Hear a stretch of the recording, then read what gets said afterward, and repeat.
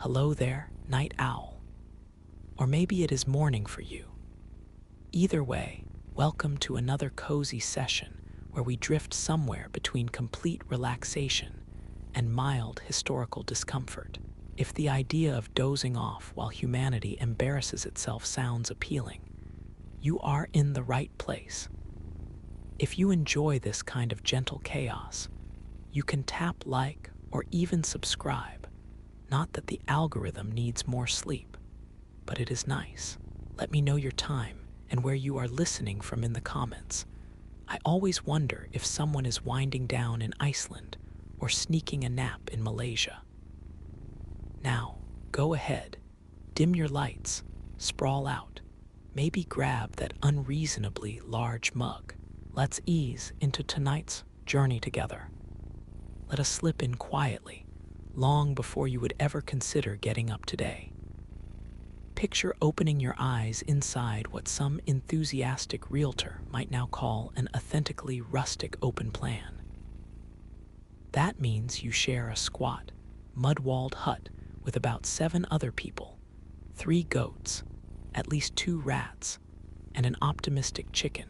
There is no privacy, which is fine, because the idea has not really caught on yet. You wake up on a mattress that is definitely straw, plus a few mystery ingredients no one discusses. The straw is never entirely dry. Sometimes it smells of last week's river, sometimes more like compost in training. Every inch of it pulls at your blanket, or what once might have been a blanket, leaving you itchy, mildly chilled, and aggressively aware of your own elbows. You try to stretch, but you are met by someone else's foot, a sharp chicken beak, and the gentle crunch of a beetle you probably should not have rolled onto. The only real divider between you and the rest of the group is a polite nod at bedtime and a vague hope that no one gets too enthusiastic while tossing and turning. Light sneaks in as a thin strip under the door, but the fire has burned low overnight, so what little heat there was now belongs to history. Your breath puffs out in little clouds. You try to curl tighter, but someone nearby coughs, a wet, hearty sound that runs right through you.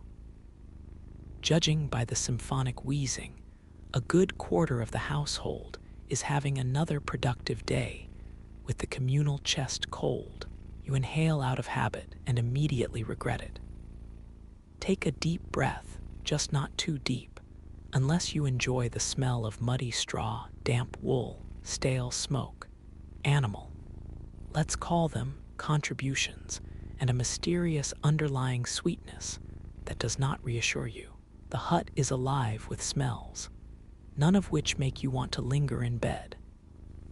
The ground shifts softly under your feet when you stand, which is not poetic. It is just that the floor is a negotiation between earth and livestock ambitions. You shuffle along, looking for your shoes, which are more dream than reality. Socks remain a distant fantasy, right up there with hot running water and the concept of a bath that does not involve regret. Somebody rolls over and grunts. Someone else is trying to wring out a tunic that has doubled its weight in night air. The chicken is eyeing you with suspicion. There is enough fog and smoke inside that you briefly consider the outdoors might be drier. You have not technically left the bed, but it feels like you have crossed a border into discomfort's capital city. Now, take a moment. Remember your worst morning, the one where the power was out, the floor was cold, and your coffee tasted like swamp. Multiply it by mud. That is the baseline greeting for Dark Age Britain. Not so much a lifestyle, more a persistent dare. It is amazing how romance attaches itself to hardship when viewed from far away. People love to describe these huts as cozy or quaint. They rarely mention how your blanket could crawl away at any time, or how every breeze through the wall brings a fresh burst of damp wildness to your nostrils. It is not so much rustic as it is a continuous negotiation with discomfort. Meanwhile, in your present, maybe your phone alarm is a bit shrill. Maybe the heating is off by 3 degrees, but no one is coughing directly into your mouth. No straw beetles. No livestock giving you the side-eye as you look for clean underwear. Just think about that as you reach for your reasonably clean glass of water, perhaps filtered, definitely not shared with a goat. Now that you have stretched, scratched, and sniffed the air of a proper dark age morning, it is time to rise, mud splatter optional. Let us trudge onward to see what passes for breakfast. So you have survived the morning crawl out of your straw cocoon. Congratulations, you now get to experience what passes for breakfast. There is no kitchen here, unless you count the spot near the fire where the mud is warmest and the smoke the thickest. Everything edible lives in one battered wooden bowl or another, stacked a bit haphazardly on a wobbly plank, because furniture is more of a suggestion than a promise. Breakfast is quick to prepare. First, you rummage for what has not been claimed by last night's mice. Stale bread is usually the star, because it is one of the few foods that can withstand both time and the general indifference of storage. This bread is not fluffy. It is what happens when grains and stern disapproval meet a fire, and everyone agrees to call it done. You break off a chunk, and it resists, the crust sending crumbs in all directions. The inside is dense, a little sour, and every so often suspiciously crunchy. There is a good chance this added texture is not on purpose. You spot a few grains, oats or barley perhaps, since variety is mostly an accident. Sometimes you will find nuts or berries someone has foraged, but that is a rare treat. Most days, breakfast is mystery porridge if the communal pot has anything left in it. And even then, it has the texture of grief and ancient wood. You give it a stir. The lower layers have fused to the sides overnight, forming something like history, unyielding, blackened, and more likely to take a tooth than nourish you. Still, waste not, want not. A sip of water, lukewarm and fetched from somewhere suspiciously close to a hoof print, does its best to soften the bread. Hygienic water sources are a dream for future generations. For now, you pray for enough minerals to weigh down whatever is floating in your cup this morning. On the bright side, every meal here comes with a free serving of what you might generously call fiber. Modern labels would not be so polite. There is always a bit of extra chaff, charcoal flecks, a fur from something you hope was only furry. Your stomach is already working overtime just to keep up with the demands of medieval cuisine. Digestion is not so much a process as a battle won in small skirmishes. No one is fussing over table settings. Forks, for example, are still just twigs stuck in mud. Spoons exist if you can whittle, and have not burned through all your wood on cold nights. Mostly, you eat with your hands, or just tear hunks of bread and shovel in porridge with something that looks like a stick, but might have another life as a kindling starter. If you feel awkward about double dipping, this is not the time or place for you. The communal bowl is exactly that, communal, and everyone is equally at risk of picking up another cough along with their morning oats. Conversation is rare in the mornings. Mouths are busy navigating the terrain of gritty food. There is a soft, resigned chorus of chewing, interrupted by the occasional cough or crunch that you hope is just a seed. No one expects flavor. People eat to survive, And the height of luxury is not breaking a tooth on a piece of bread. While you are working through your breakfast geology, spare a moment for the digestive marvel that is your gut. To live and thrive in Dark Age Britain requires a constitution worthy of myth. Bread so solid it survives battles. Porridge so mysterious that every spoonful inspires more questions than answers. Every bite dares your stomach to do its worst. So when you next complain about your soggy cereal or send your toast back because it is not crispy enough, just think, at least it is not so gritty you are effectively brushing your teeth with every chew. People now talk about whole grains, organic ingredients, and natural living, usually never with a mouthful of rodent-adjacent oats.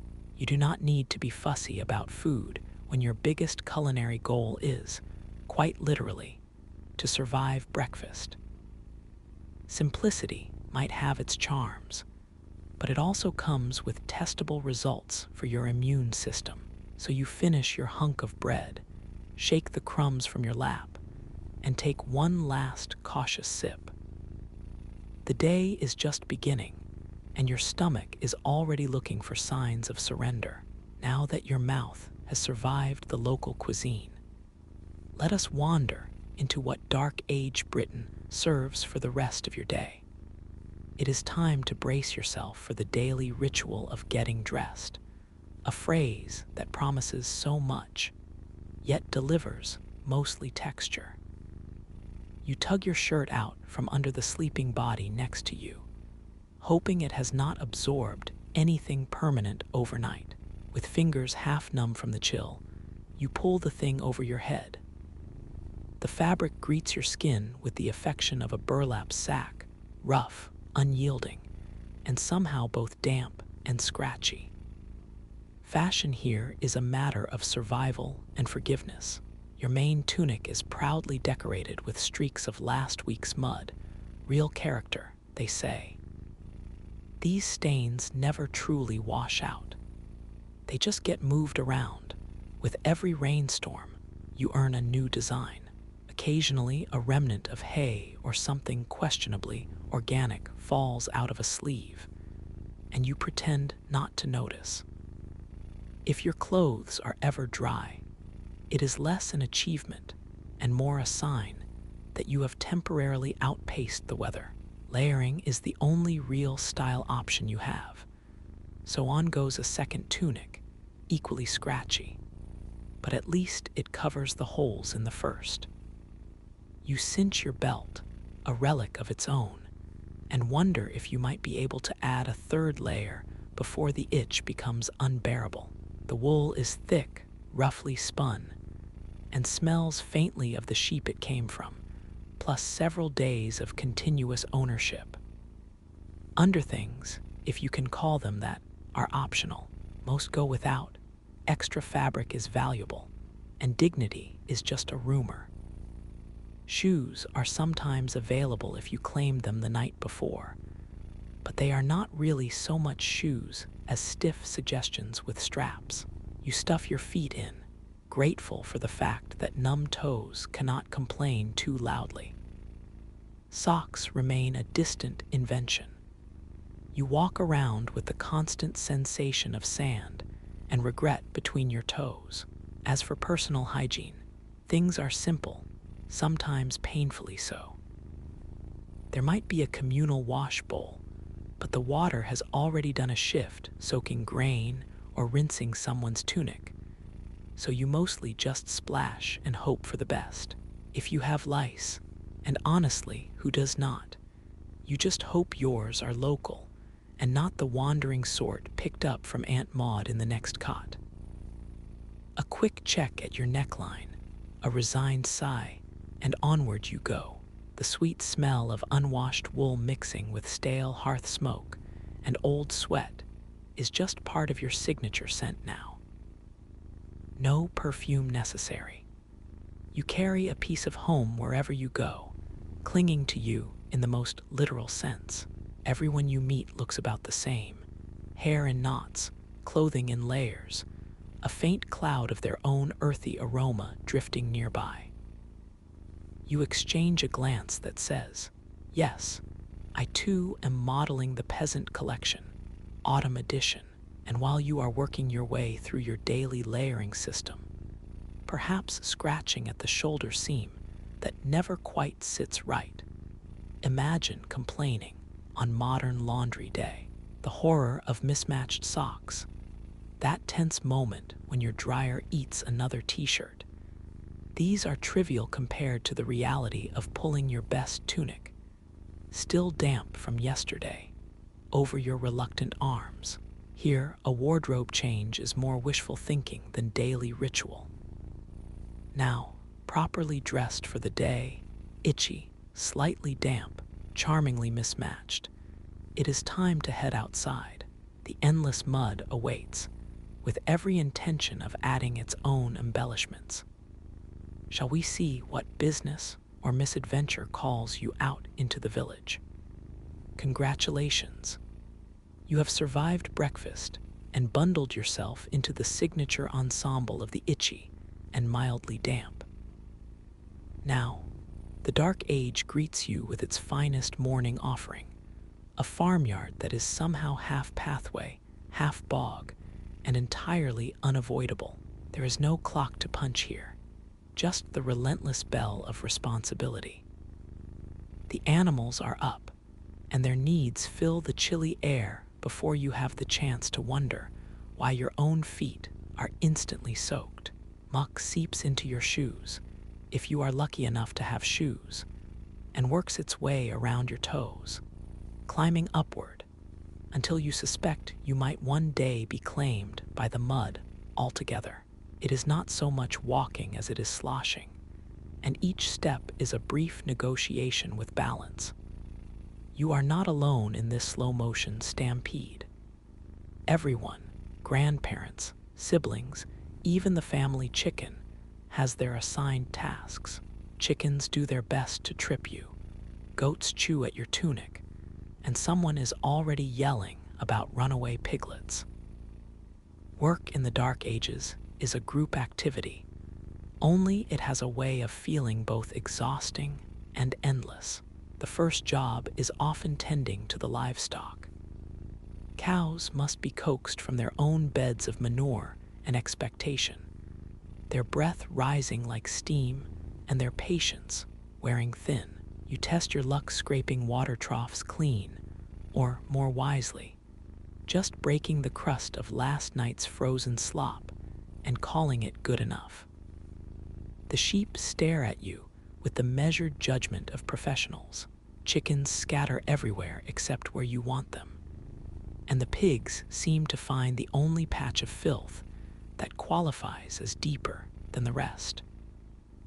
You learn the subtle art of pretending this is all perfectly normal, while the air grows thick with the perfume of wet wool and livestock ambition. A fresh morning breeze swirls with 100 unique scents: smoke from the open hearth, ripe manure, and a persistent undertone of barn that soaks into every inch of clothing. If you listen closely, you might catch the hopeful sound of distant church bells. They have not been rung for you, but you pretend the village has marked your personal achievement. Upright, alert, boots still attached. Once the animals are grudgingly in order, there is always something else: field work, hauling water, patching another leaky roof. Every task takes longer when the ground itself is a living, sucking opponent intent on reclaiming your boots. No matter the chore, you are followed by the dull ache of an empty belly. Forget the luxury of caffeine. Energy here is rationed and must be eked out step by muddy step. Recall your worst commute. Maybe it involved public transport that lost the will to live, or a drive through puddles deep enough to ruin your best shoes.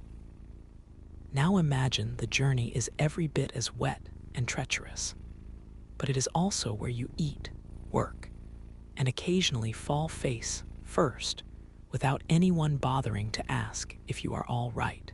Dark age roads are a democratic experience.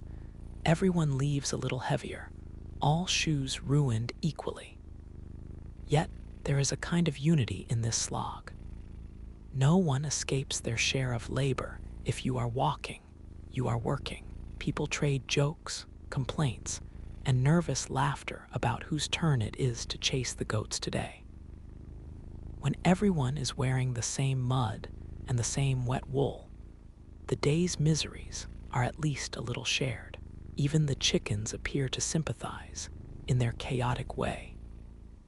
If you ever find yourself glaring at your modern commute, a mild drizzle, a crowded bus, a mysterious stain on your office chair, just think of these mornings.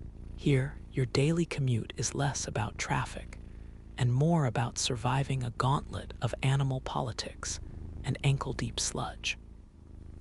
The fresh air is invigorating, which basically means it smells like manure and keeps you awake whether you want it to or not.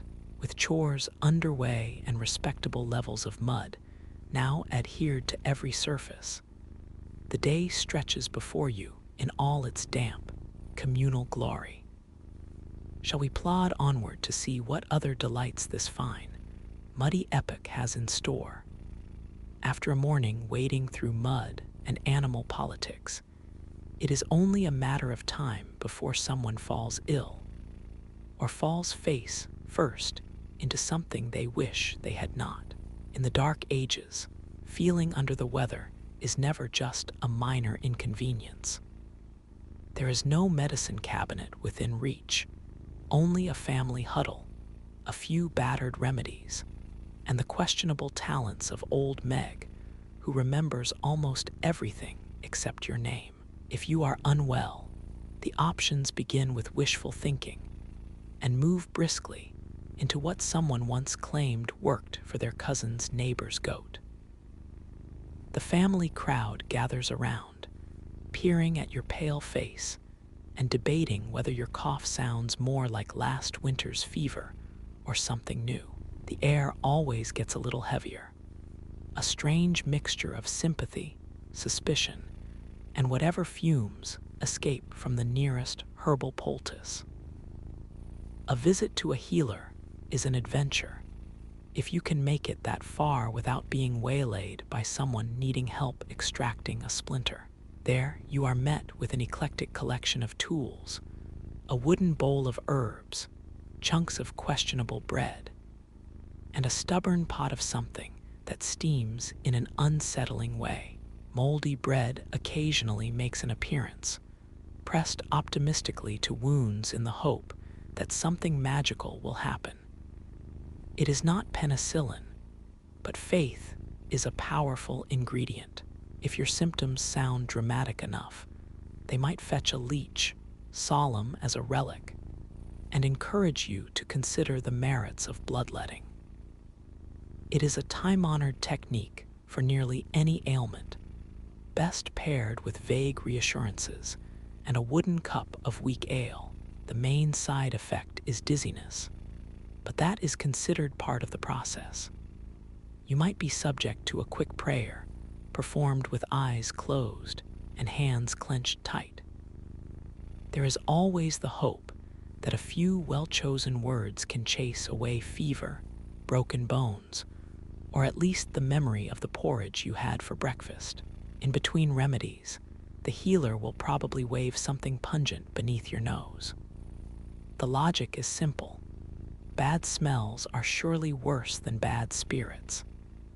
If a dose of burnt sage, onion, or sheep dung does not cure you, then at least it will distract you from how miserable you feel. People here have a working relationship with illness. You fear it, but you also accept it as part of life's rotation. No one expects answers. There is only the comfort of being surrounded by equally baffled relatives, each with a new opinion on whether you should be sweating more or less right now. If you are very lucky, someone will smuggle you a piece of honeycomb or a cup of mead, convinced that sweetness eases any suffering. It does not, but it is the thought, and sometimes the sugar rush that counts. Hygiene, in the modern sense, is mostly absent. If the wound is bad, you hope for a clean rag.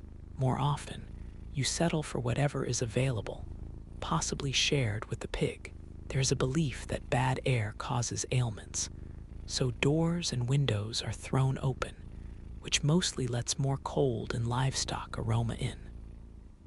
Looking back, it is clear how comforting, in its own odd way, it was not to know about germs. Nobody worries about viral load.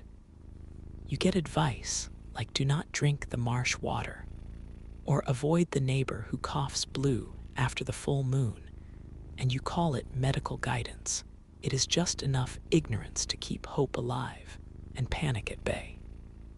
So the next time you groan about waiting 40 minutes for a modern doctor, remember the miracles on offer here: a dose of burnt onion, a slap with a cold compress, and the lingering reassurance that bad smells might actually be doing you a favor. The NHS, with its actual medicine and outpatient referrals, has properly spoiled you for discomfort. Even so, there are small gestures. Someone sits with you, wraps you in another itchy blanket, and mutters a prayer under their breath. For a moment, the line between miracle and medicine blurs, propped up by hope and a deep belief that tomorrow you might actually feel strong enough to chase chickens again. With your symptoms temporarily soothed by tradition and a bit of communal optimism, you turn your thoughts back to the rest of the day. There is mud to be trampled and a million small miracles still to endure. Social life in Dark Age Britain operates on a delightful tightrope, wobbling between mind-numbing routine and bursts of collective panic. One moment, you are elbow-deep in the day's dullest chore, hauling water, mucking a byre, trying to ignore the chicken pecking your foot. The next, someone shouts about distant hoofbeats, and everyone suddenly remembers a chore that happens to be indoors. Gossip is the village's true currency. It travels faster than bad weather and carries more weight than the communal hammer. Who quarreled at the well? Who has been seen with the attractive stranger who looked suspiciously like he might sell herbs or possibly steal chickens? Speculation is an art form, practiced openly and with wild abandon. You trust your neighbors, at least enough not to poison your stew. But if a goat disappears, you glance around and take quick inventory before accusing wolves or distant cousins. The rhythm of the day is drawn tight between predictable hardship and vague threats from beyond the village fence. Some days, the only excitement comes when a wandering trader stumbles in, leading a donkey tied together with more hope than rope. He brings news, or at least stories, most of which sound suspiciously like lies sharpened for barter. Best of all, he carries trinkets or the rare treat: a fragment of salt, old bits of glass, sometimes even a new rash to add to the community's impressive collection. Behind the social ritual is a thin thread of anxiety. Outsiders rarely mean true danger. Most are hungry or lost. But now and then, someone brings word of raids, distant fires, or mysterious people in the woods. Instinct takes over. You huddle with family and neighbors, not just for information, but for warmth and communal nerves. Every creak in the hedgerow gets a nervous glance. That is the real heart of community: mutual suspicion, wrapped up in shared meals and a general agreement that, whatever happens, you will face it together. Celebration and tension cycle back and forth. If nothing happens for days, people invent drama out of pure necessity. Your cousin's missing socks become the talk of 3 households. But let the wind shift. or a dog bark too long at the tree line, and hearts beat a little faster. It is not just about being attacked, though that is always in the back of your mind. It is the never-ending question of who belongs, who does not, and whether anything valuable, including peace and quiet, will last until nightfall. If you worry now about awkward Zoom calls, strained family dinners, or neighborhood WhatsApp groups that have lost their charm, take heart. In the dark ages, the stakes for social blunders are slightly higher. There is always the chance your next interaction is not about small talk at all, but about huddling together in the cold, sharing whatever security you can find. The village survives not just by strength, but by nerves, rumors, and the ability to keep one eye on the horizon, even during a conversation about potatoes. Evenings often end with the door bolted and the smallest candle burning low, an unspoken pact that, for another night, you have outlasted both boredom and possible peril. You lean in for stories, laughter, maybe a silent scan for missing livestock. Community is a shield, as much against loneliness as against raiders, at least until someone's goat truly does go missing. Then the cycle of accusation, suspicion, and next-day apologies starts up all over again. Now that you have survived the strain and solidarity of medieval social hour, let us settle in and see how a day in Dark Age Britain winds down.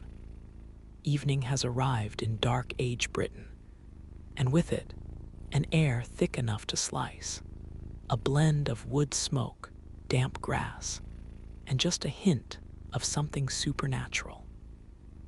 The fields outside have disappeared into a rolling fog, and inside, the world shrinks to the flicker of one tired candle and the shared weight of the day. Everyone gathers tight, comfort measured in the closeness of chilly elbows and the creak of the wooden door. This is the hour for stories, told with ceremony, and only a short detour toward accuracy. Someone starts with the tale of a local saint who once healed a cough, or at least made people feel slightly better about having one.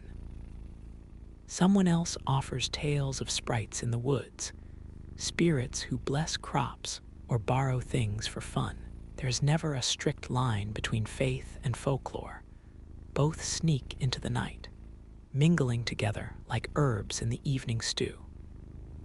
Whether you pray to official saints, local river gods, or simply keep a dried bundle of something lucky above the door, the end goal is the same, hoping tomorrow will be easier than today. The rituals here are nothing fancy by modern standards. Say your prayers, recite a charm, toss a few words in the direction of distant relatives who have already tried their luck with the afterlife. For every act of worship, there is a companion superstition, a bead to twist, a candle to shield from drafts, an anxious sideways glance at the window. Just in case, there is something more alive in the dark than chickens. There is comfort in this, even if outsiders would call it nervous routine. In a world where so little can be relied on, weather, crops, the continuing loyalty of your own lice, ritual becomes its own kind of sanity. Everyone here has a charm, a habit, a whispered wish that nobody questions out loud. You might trust a carved cross or maybe a pocket stone for luck, but you are not about to tempt fate by skipping either. You are also not above innovation. If anyone could have an Alexa to ward off evil spirits, they would have ordered 3 by now. But instead, there is just the muttering of old prayers and the comfort of certain words said in the right sequence. Night stretches longer when you believe in things you cannot see, but it is somehow less lonely. So the household settles, faith and superstition woven tight around every earthen corner. fear of the unknown, always. But at the bottom of things, these rituals are a way to gather hope, light a little shield against the vast, foggy chaos waiting outside. However odd it might seem now, it worked as much as anything else did. Now, as the candle gutters and the fog presses in a bit closer, let us find our way back to the straw bed and the last comfort of a communal, well-earned sigh. It is dinner time. Or rather, it is the moment when hunger and darkness agree it is not getting any better tonight. The room huddles close, not out of affection, but because warmth is at a premium and chairs, if you have one, are famously non-committal about standing upright.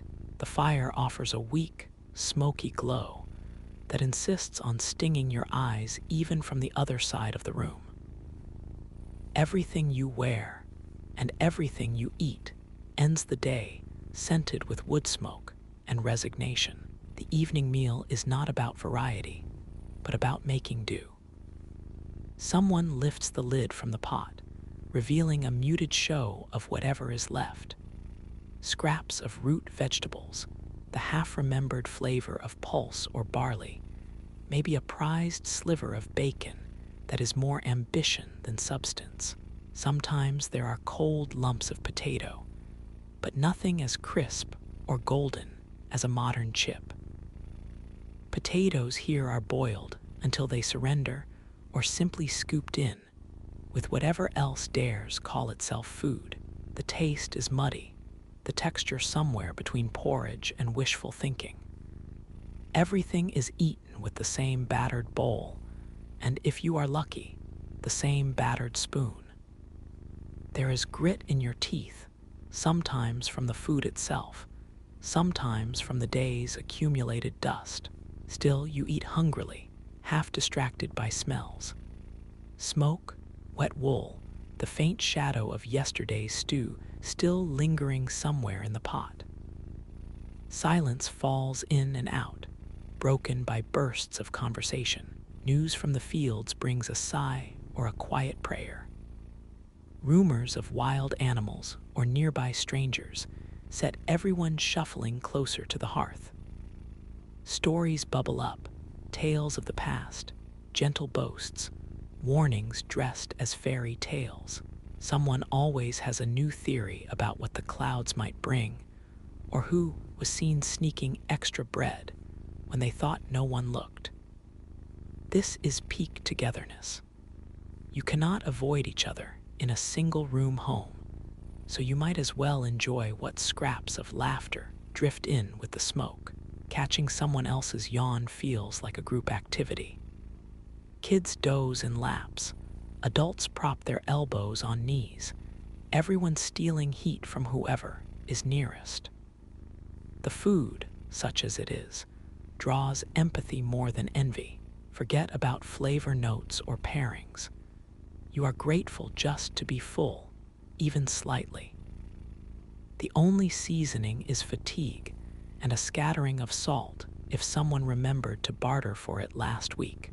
If you close your eyes, the meal tastes mostly of effort and a bit of grudging hope, enough to get you to morning, and just maybe through another season. Consider your own evening routine, staring at a freezer full of frozen meals and choices, rummaging for snacks among foods with actual expiration dates, never having to eat from the questionable part of the pantry unless you feel adventurous.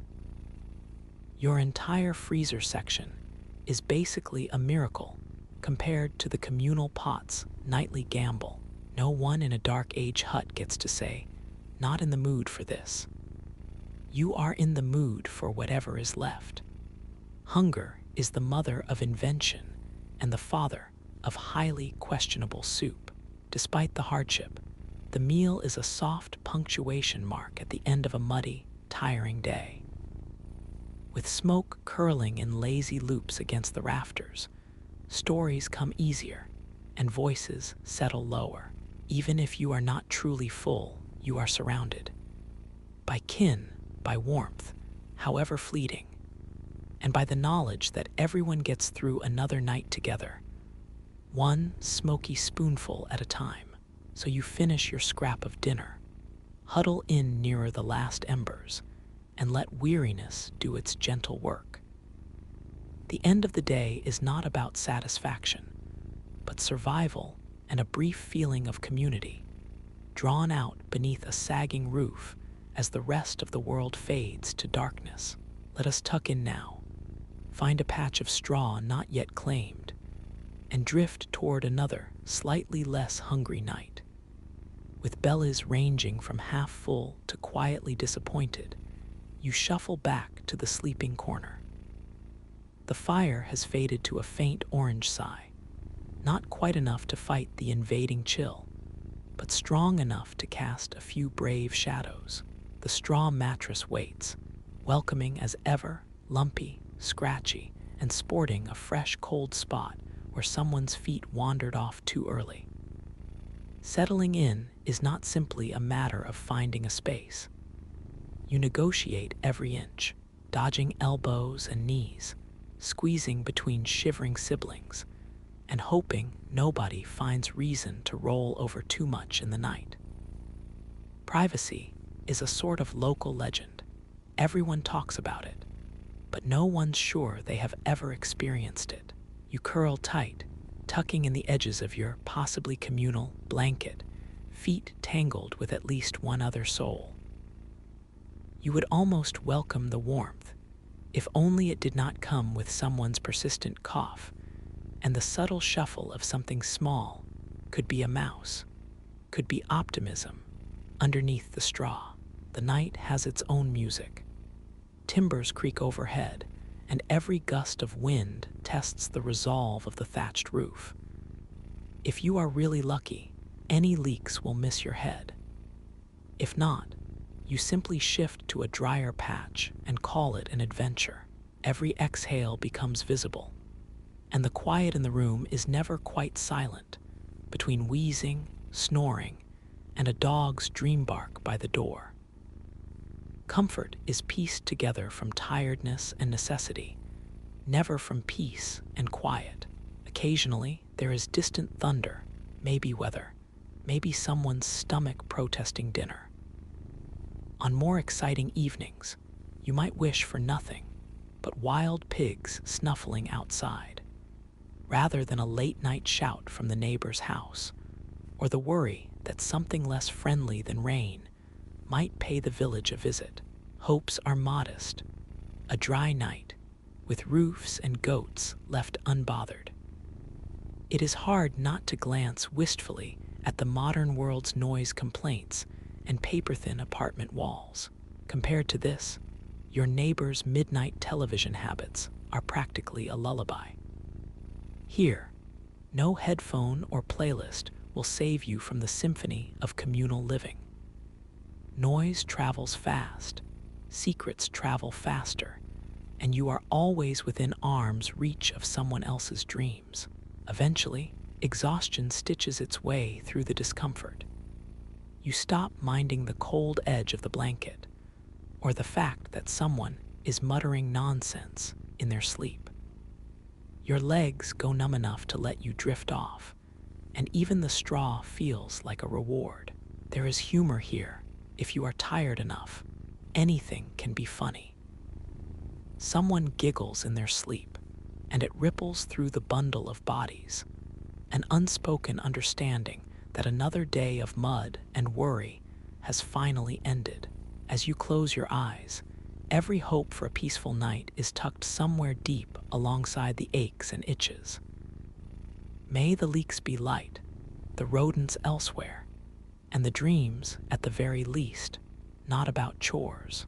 Darkness settles, heavier than the roof, but lighter than your worries.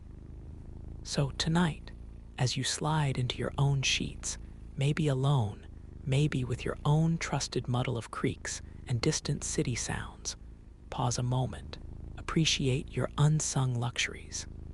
The humble fortress of your duvet, the temperamental but loyal hum of a heater, the blessed miracle of sleeping, undisturbed by livestock. At last, let the weight of all that ancient discomfort lull you toward genuine rest. No mud required. Sleep well. So ends a perfectly average day in Dark Age Britain, damp from the ground up, never quite full, but stubbornly rolling on.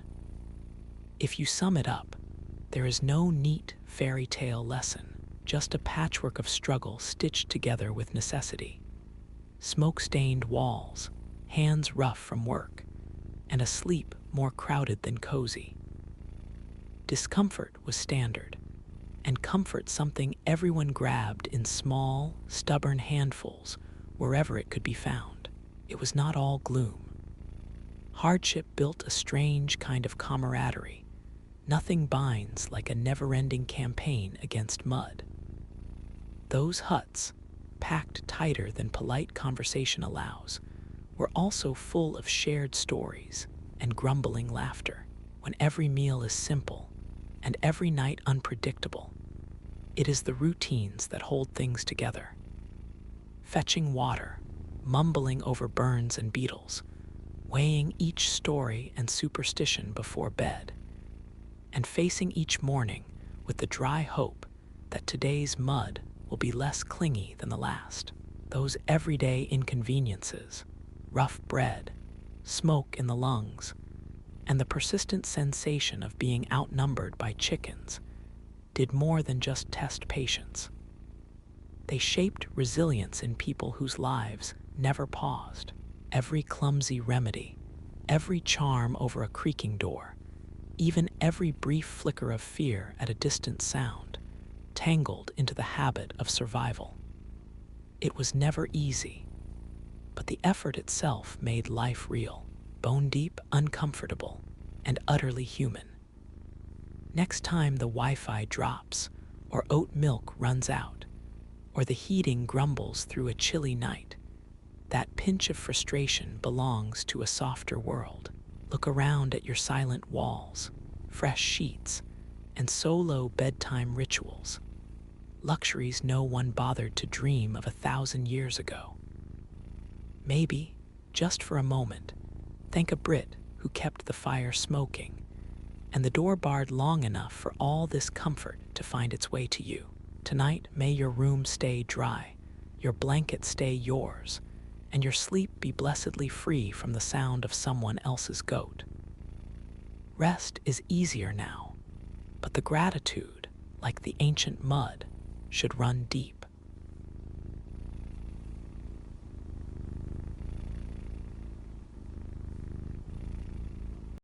Beyond the honeyed cliffs and red-veined silence of Petra, where dusk dyes the world in desert gold, a boy's hand closes hesitantly around the heft of a chisel. His name is Ani, and he stands at the lip of a quarry shorn from the bones of his homeland, breath shallow, as distant plumes of ochre dust rise about his ankles. Above him, the raw face of rock, ancient and patient, waits to become more than mere stone. Behind him, his father's eyes linger, quiet, serious, reflecting both pride and a shadowed knowledge. This, too, is an inheritance, this stubborn conversation between flesh and cliff. The Nabateans, Ani's people, are not a loud nation, nor are they quarrelsome. Their dominion is made of water conjured with cunning from bone-dry gorges, and of tombs and temples coaxed from crimson sandstone. Here, the earth is a living scroll, and memory is recorded not on parchment, but in the geometries of facades that catch flame in the early sunlight and fade to violet in silent moonrise. For Ani and his father, to shape stone is to write a prayer, every strike seeking harmony with veins older than any empire. Ani's first lessons are not of technique, but of reverence. He learns to wait, to rest the tips of his fingers against the cool curve of unmarked cliff at dawn, listening for the faint pulse within, a memory of floodwaters, of trembling roots, of time folding inward on itself. The stone is not dead, his father warns, but sleeping. It will resist violence and mock impatience. In Petra, mastery is measured in humility. A true carver is not a conqueror, but a midwife to form, drawing hidden shapes from the dense embrace of centuries. Their tools are simple, battered with careful use. Ani grips the chisel, wincing at the flare of bright pain when iron meets flint, sending echoes clattering through the narrow ravine like startled ibex. His father's hands guide him. Here pressure, here restraint. Every notch is both damage and benediction. Over days and months, muscle and intuition blend. Ani learns to bow his head, to yield to the whisper of grain, to sense when to halt before a seam or flaw, knowing the stone will forgive nothing. Yet it will, in rare moments, offer a line so sweet it feels like grace. Far above them, facades spill from the cliffs as if conjured by an unseen god, columns rising from the earth, fractured urns and lintels delicate as bone. At night, they light oil lamps and rest beneath the carved overhangs, listening as elders recount how Petra came to flourish on a trembling seam between worlds. Merchants and nomads, kings and priests, every story returning to the stone. The land itself, the elders say, remembers every intention, a carelessly hacked mark, a patient curve, a failed prayer. To be Nabatean is to understand this. That survival is not thunder, but endurance, a quiet weaving of the sacred through dust and rupture. Lately, as the sun sets in bruised violets behind Al-Biyara, there is a new vigilance among the stonemasons. Word spreads in wary undertones of Roman legions on the outer desert, the air thick with rumors, standards rising above the horizon, iron-shod boots irreverent on the city's mosaic of pink flagstones. Yet beneath the footsteps of soldiers and merchants, Petra holds its breath.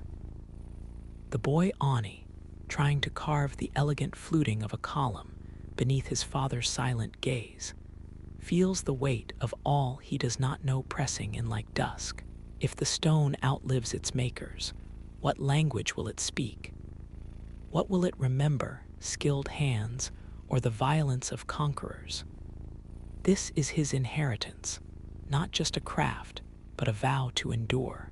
As stars kindle above the ruined tombs, Ani falls asleep to the slow, triumphant song of chisel against heartstone, lulled by the deep conviction that every act of patience, every small act of defiance, matters.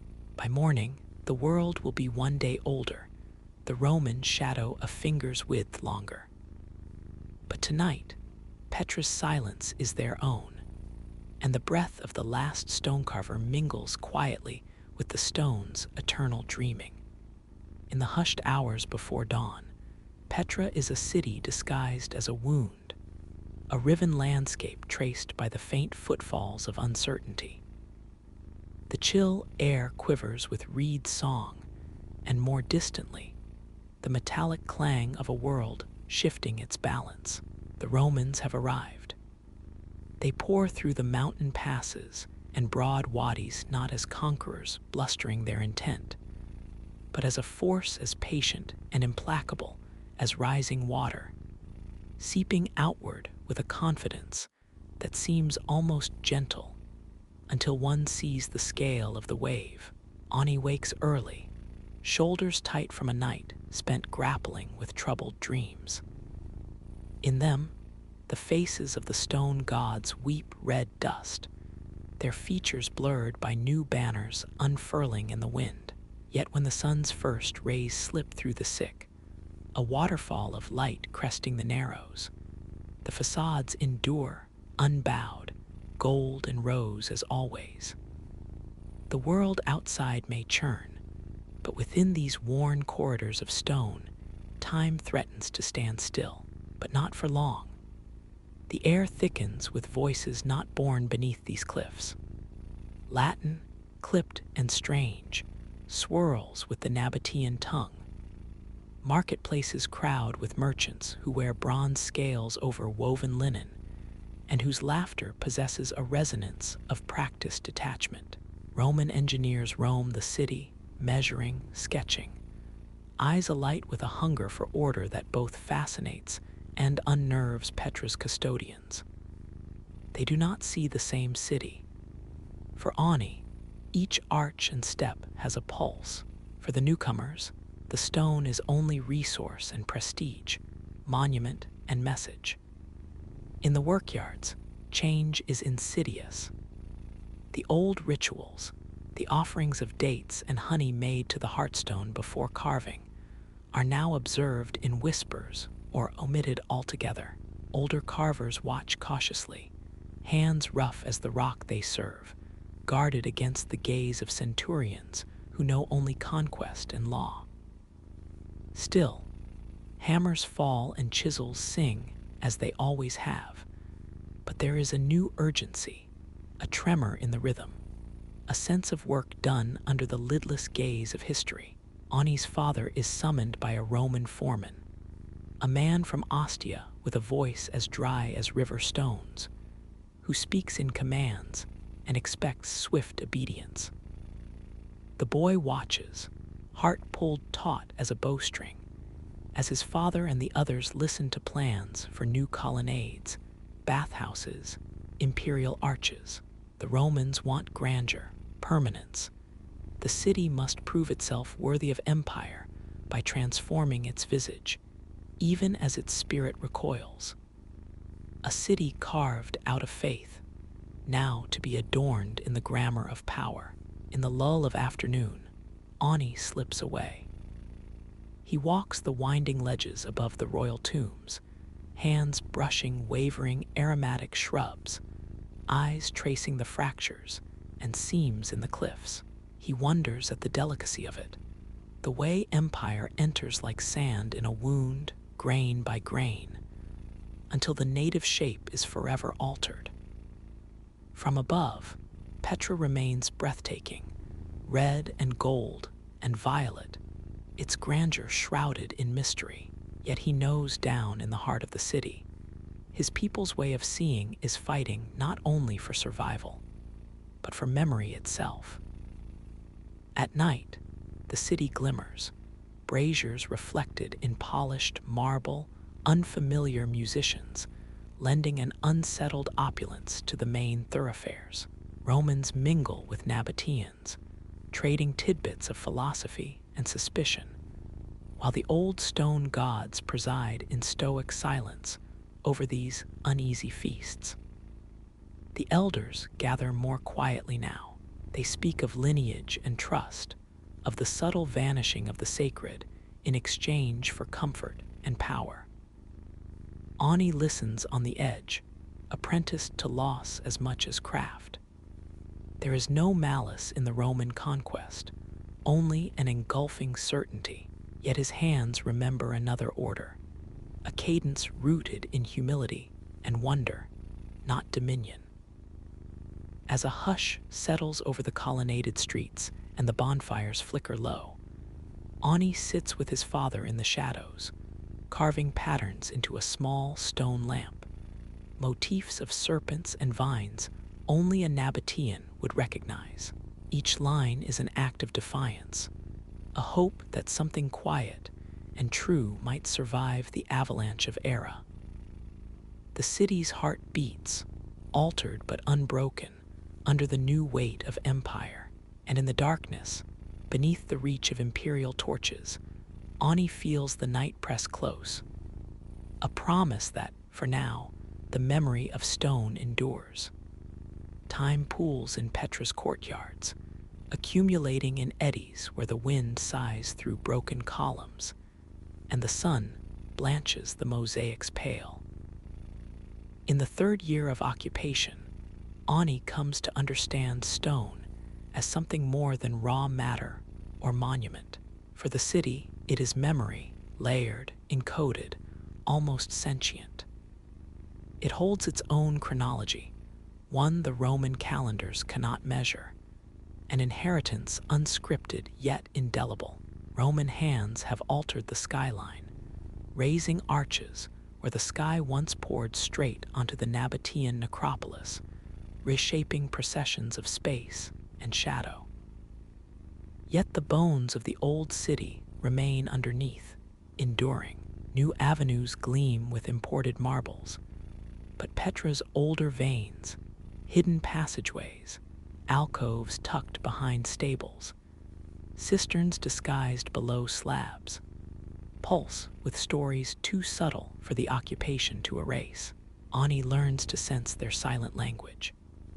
The drag of a thumb across stone smoothed by generations of prayer, the faint scorch marks left by long dead lamps, the peculiar scent a rainstorm coaxes from cooling mineral walls.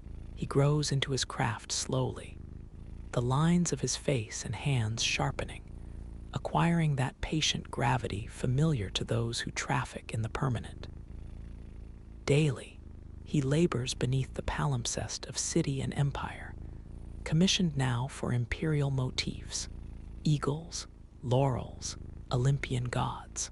He copies with technical skill, but within the shifting folds of a frieze or along the border of an urn, he lets slip the trace of cypress, a Nabatean sigil, or the suggestion of a desert bird mid-flight. Acts of camouflage, not rebellion, signatures meant for no one and everyone, half buried within the grandeur demanded by power. At twilight, when the city empties of its pageantry and the sky deepens to indigo, Ani returns to the cracks and crevices the Romans never visit. There, in small circles, the Nabatean artisans apprentice one another in secrets, the art of leaving messages inside the stone. They whisper of the old gods, of days when Petra's fabric bent to the hands of its makers alone, and of the ancient custom, almost never spoken aloud, of trusting memory to rock, not parchment.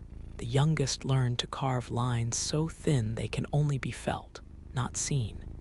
To leave a petal here, a half-turned face of a goddess within a pillar's shadow there.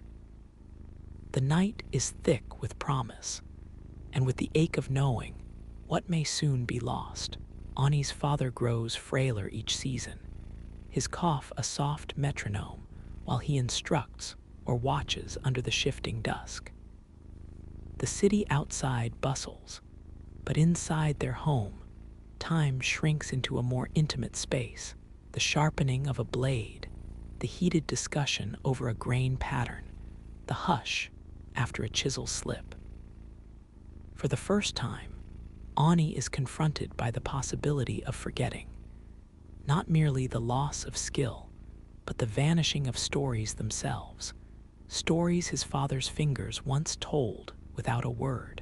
Grief is anticipated, rehearsed, woven quietly into each day's labor. As festivals honoring Roman deities roll through the city and firelight spills along avenues crowded with foreigners, the Nabateans hold a private festival among themselves. It is not marked by revel or display, but by the slow, deliberate retelling of lineage. Elders call upon the memory of floods and famines, of alliances sealed in secret caves. They remember the time, not so distant, when the stone itself dictated the city's limits and dreams.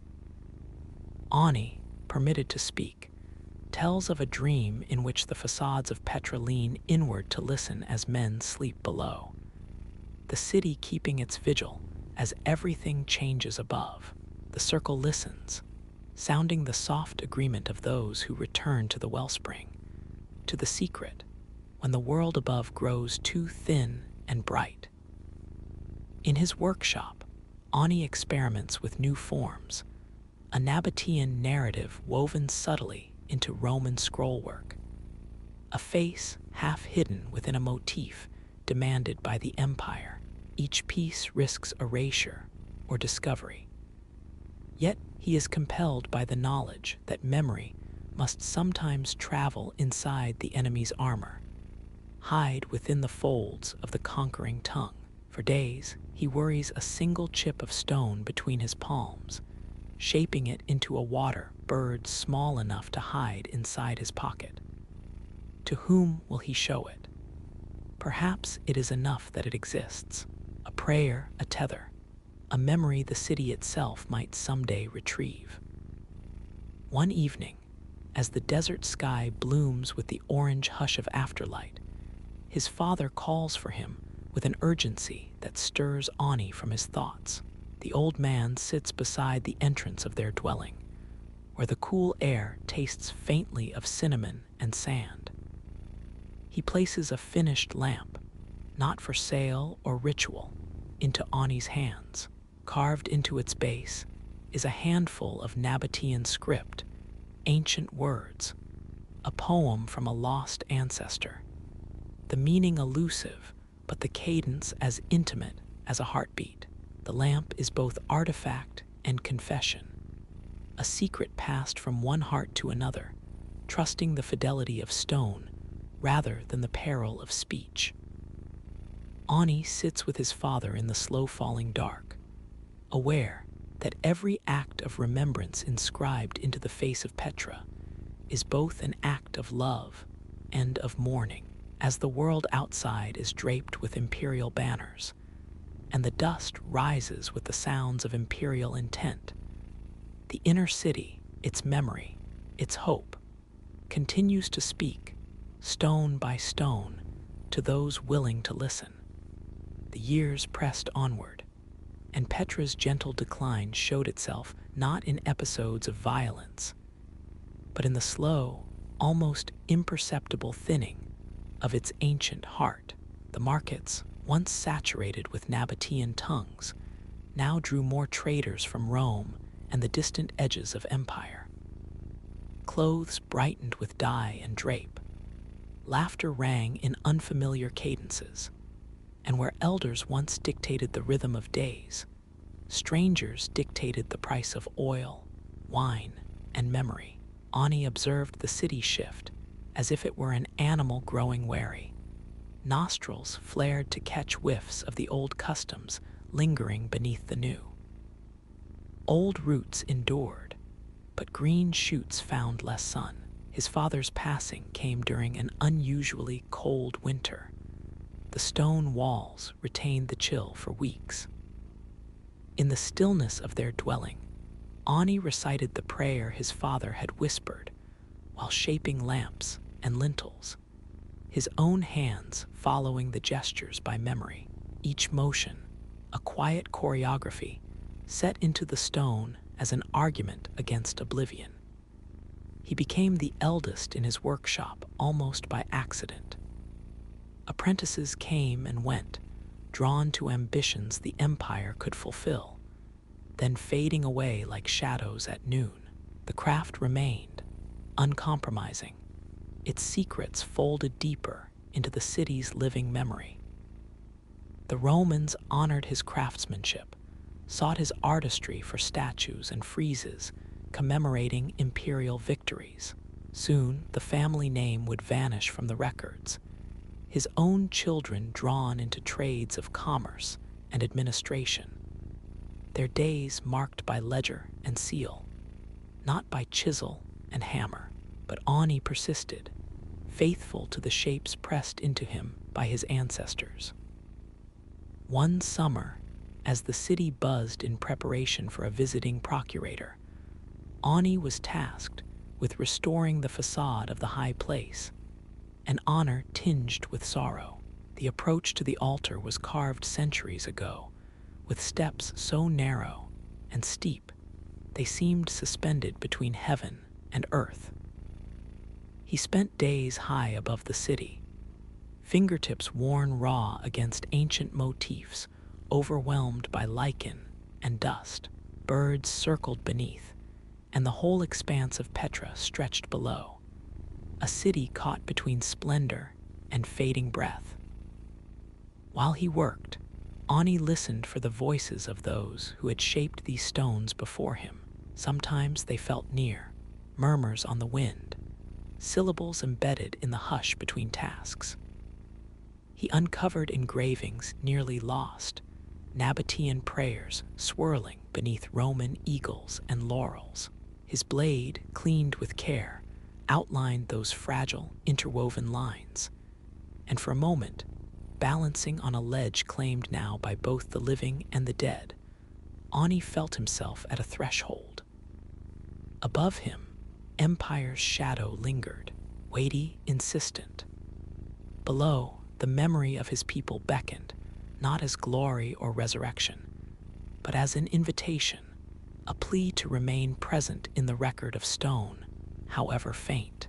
After dusk, when artisans and scholars gathered near the trickle of the city's last well, they spoke not of conquest, but of change.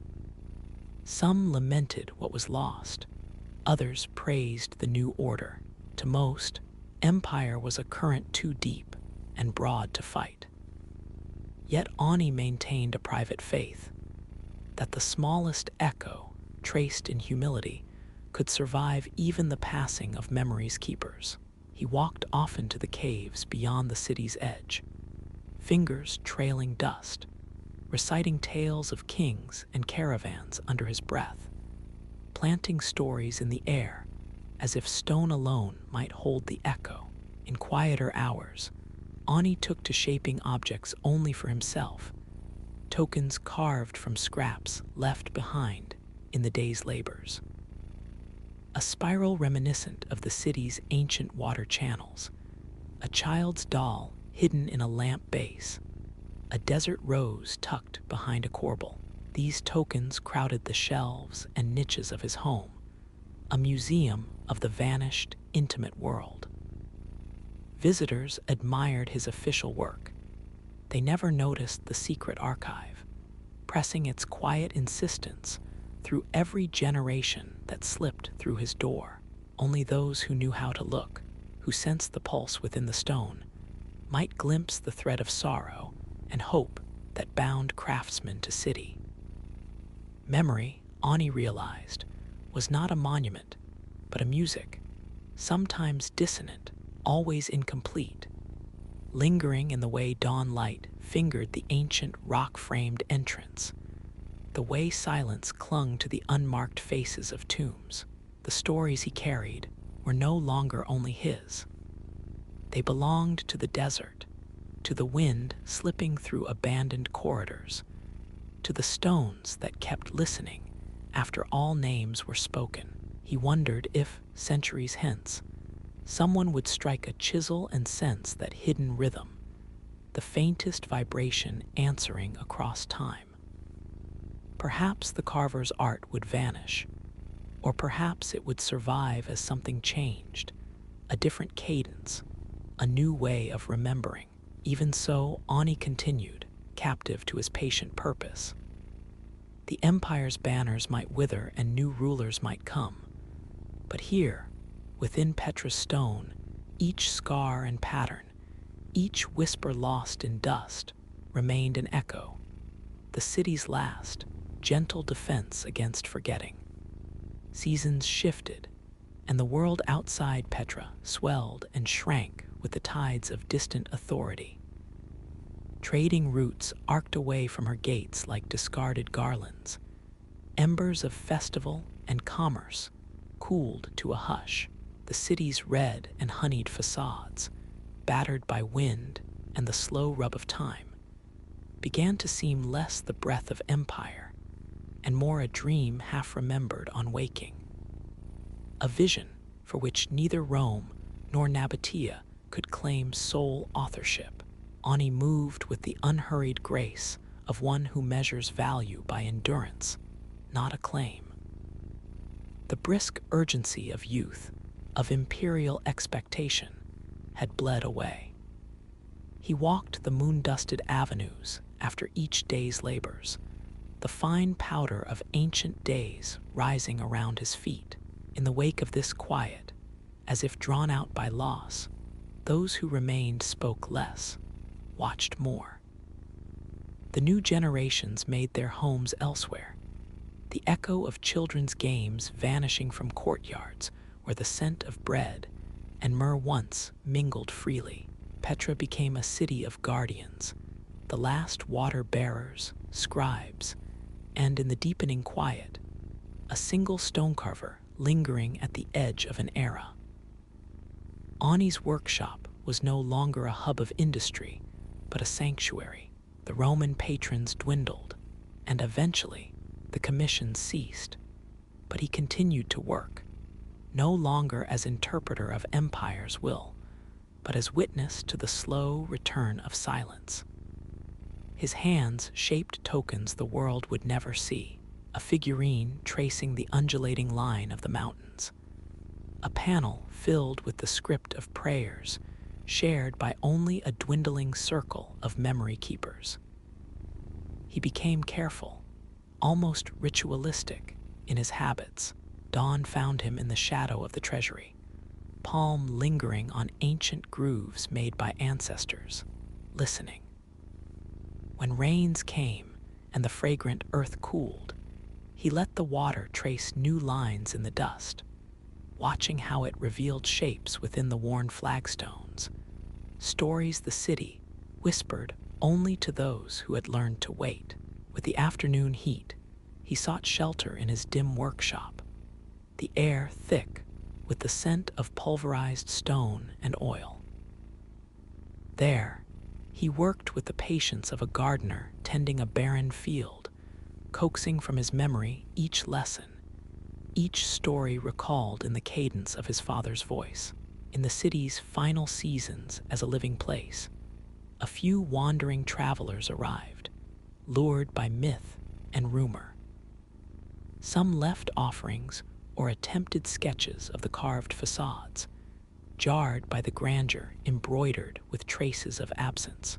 Occasionally, one would stumble into Ani's sanctuary, seeking guidance or a token of the real Petra.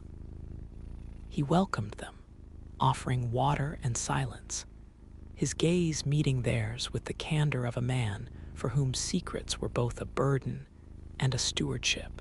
To these strangers, he did not recount the history official or proud, but instead pressed a small carved sigil into their palm, a desert bird, a spiral, a phrase in fading script. "Take this," he would whisper. "Remember that the city was once alive. That memory depends as much on tenderness as on stone."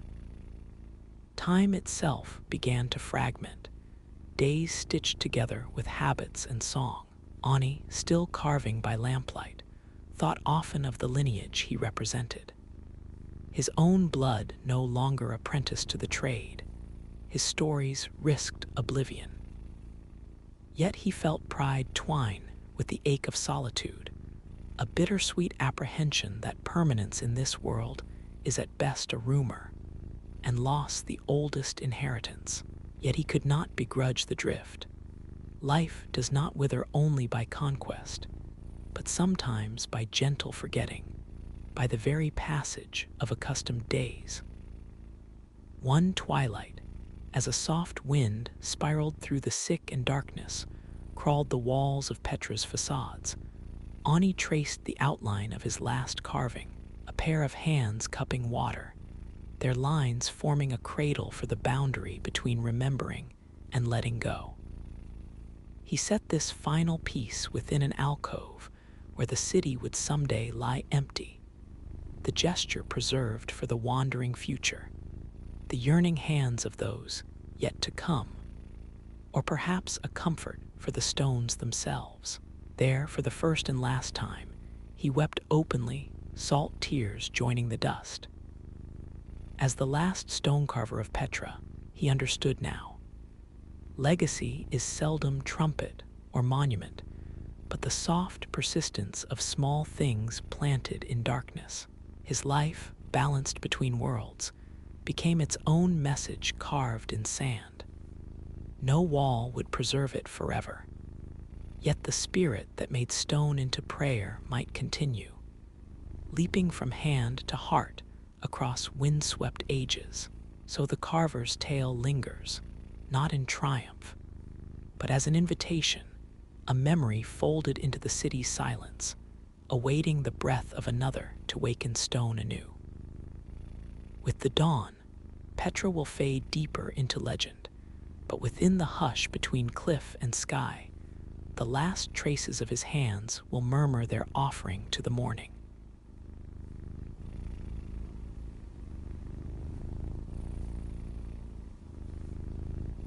Dawn in the Upper Niger arrives not with trumpet or cannon, but with the slow-blooming hush of humid vapors, the gold-streaked mist that rises between the folds of distant baobabs. Here, beneath the sprawling mangroves at the edge of the ancient city of Nyani, the river murmurs to itself, a thread unbroken from centuries before. Its voice, a gentle, ceaseless pulse, as necessary as the one within a chest. It is said, in the tongue of griots and elders, that the original drum, Djembe, was born from the heartwood of these very forests, and that the first rhythm was thunder, answering the cry of a lion. This is the world in which Kofi, son of potters and grandson to Isa, the last master of sacred Djembe carving, draws his first waking breath. Hands calloused before his bones are yet grown, and destiny braided quietly with the river's current. On this morning, as sunlight slides pale as honey through the thatched roof, Esau's voice is already summoning. Rise, child. Ebony waits for no dreamer, and ancestor spirits stir early. Kofi, barely 12, scrambles to wash the sleep from his skin, a rough palm cup of river water against his face, cool as the wind that runs fleet through the savannah at night. He finds his grandfather crouched before a massive, soil-dusted tree trunk, the kind brought upstream at the end of the rainy season, its shape thick with promise, a silent hollow longing yet to sing. Isa is as much a carving of the land as any drum, skin dark as midnight, eyes reflecting the patient amber of ancient lanterns. His hands, enormous and sinewy, rest quietly on his knees before the work. Today, you begin, not with the blade, with listening. First, you must enter the silence inside the wood. There is a ritual to what follows, a slow, unhurried circling of the trunk, Kofi's bare soles pressing the red dust, the low susurrus of Esau's chanting. Stories coil and drift around the pair, tangible as smoke from the cookfires rising beyond the compound. A hunter, Isa explains, once brought the first tree, a gift from the Lion's Hill. In its branches lived the memory of thunderstorms, in its roots the secret fears of jackals. To cut a djembe without listening is to create an empty pot, a vanity. But to listen truly to wood, to bird calls, to the silent sorrow of ancestors, that is to awaken history itself. So Kofi listens, leaning close as his grandfather taps the wood with a bone mallet, listening for the resonant, bell-clear sound that hints where the heart of the drum lies hidden. Hours stretch and contract. The forest around them blooms with the cries of colobus monkeys, the trembling laughter of birds, the distant bray of donkeys. The work is patient, testing, and profoundly intimate, a courtship between hands and the sleepwalking spirit of a tree. In the heat of noon, when sweat dampens his brow and his stomach grumbles with old hunger, Isa kneels with him to the ground. He draws symbols in the earth, spirals, waves, and the sharp, forked roots that stand for family, blood, and the ceaseless thrumming of drums in the night. A djembe is not just wood and skin, Isa intones. It is breath. It must carry the questions of the living and the answers of the dead. See these patterns. They are not simply for beauty, Kofi. Each mark is a fragment of a story that does not belong to you alone. Under the stretched rope canopies, part shadow, part oak musk scent, the first chips are pried away from the trunk.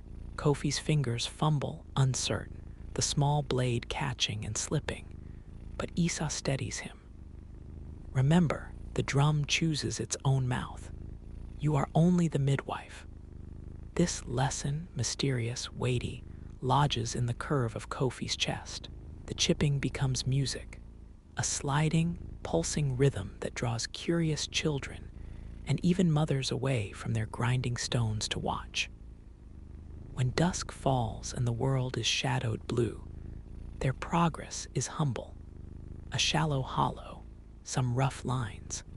But Kofi feels the stirrings of something larger than pride, the sense of being woven into a living continuum, his tasks echoing those performed across 1,000 years. Later, after a spiced meal of millet and river fish, with stars swelling thick and indigo above, Isa sits beside Kofi on the porch as crickets sing the darkness. His grandfather's voice falls softer, shadowed by the weight of history. Once, the empire was as broad as the sky. Emperors and griots came to me for drums. But now, strangers come from far lands, men in boots whose tongues twist the air, who know nothing of the Djembe's spirit. They bring their own gods and tools. Soon, only memory will remember these ways. But memory is not enough. You must learn, and you must choose what to carry forward. Kofi, cradling his aching hands, stares at the unfinished drum, its hollow not yet sung. Above, a shooting star draws a silver flash between two constellations. The old tales say the ancestors send them as tokens, signs that a promise has been made or a journey begun. And thus, in the hush between night's ending and dawn's return, Kofi steps across the invisible threshold, from pure apprentice to guardian in the making, inheritor of both myth and looming sorrow. The drum, even unfinished, begins to murmur with possibility, a vessel for both threatened tradition and all the questions the coming age will set before him.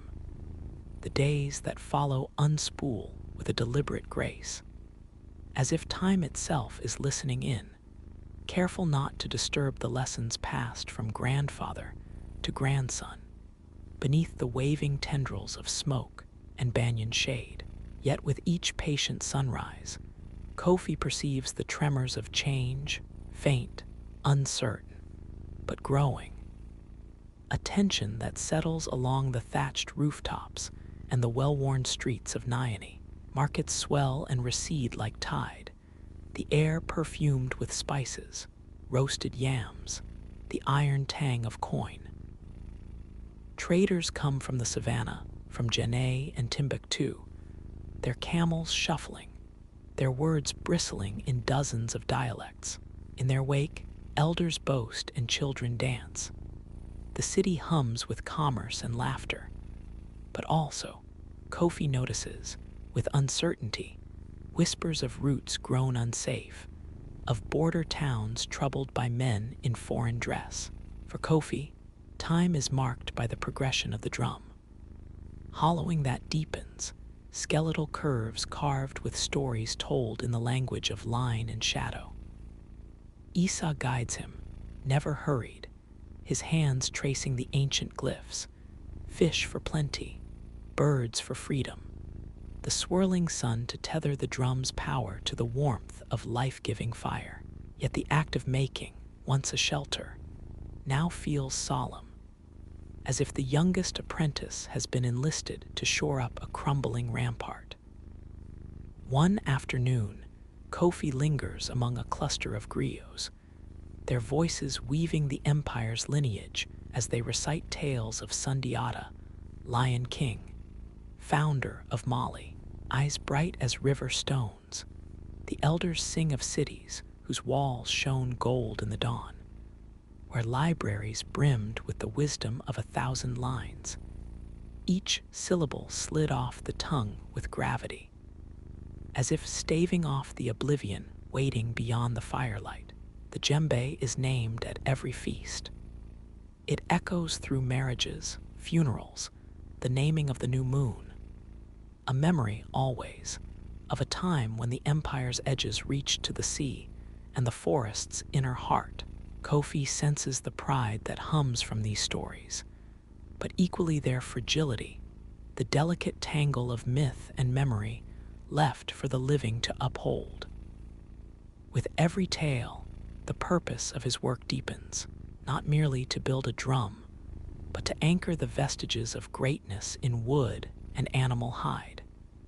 A week passes. The sound of hammers grows intermittent at the city's edge, replaced by the cadence of foreign boots. Rumors press inward, men with white faces, bearing strange metal and glass, setting up camp by the river's bend.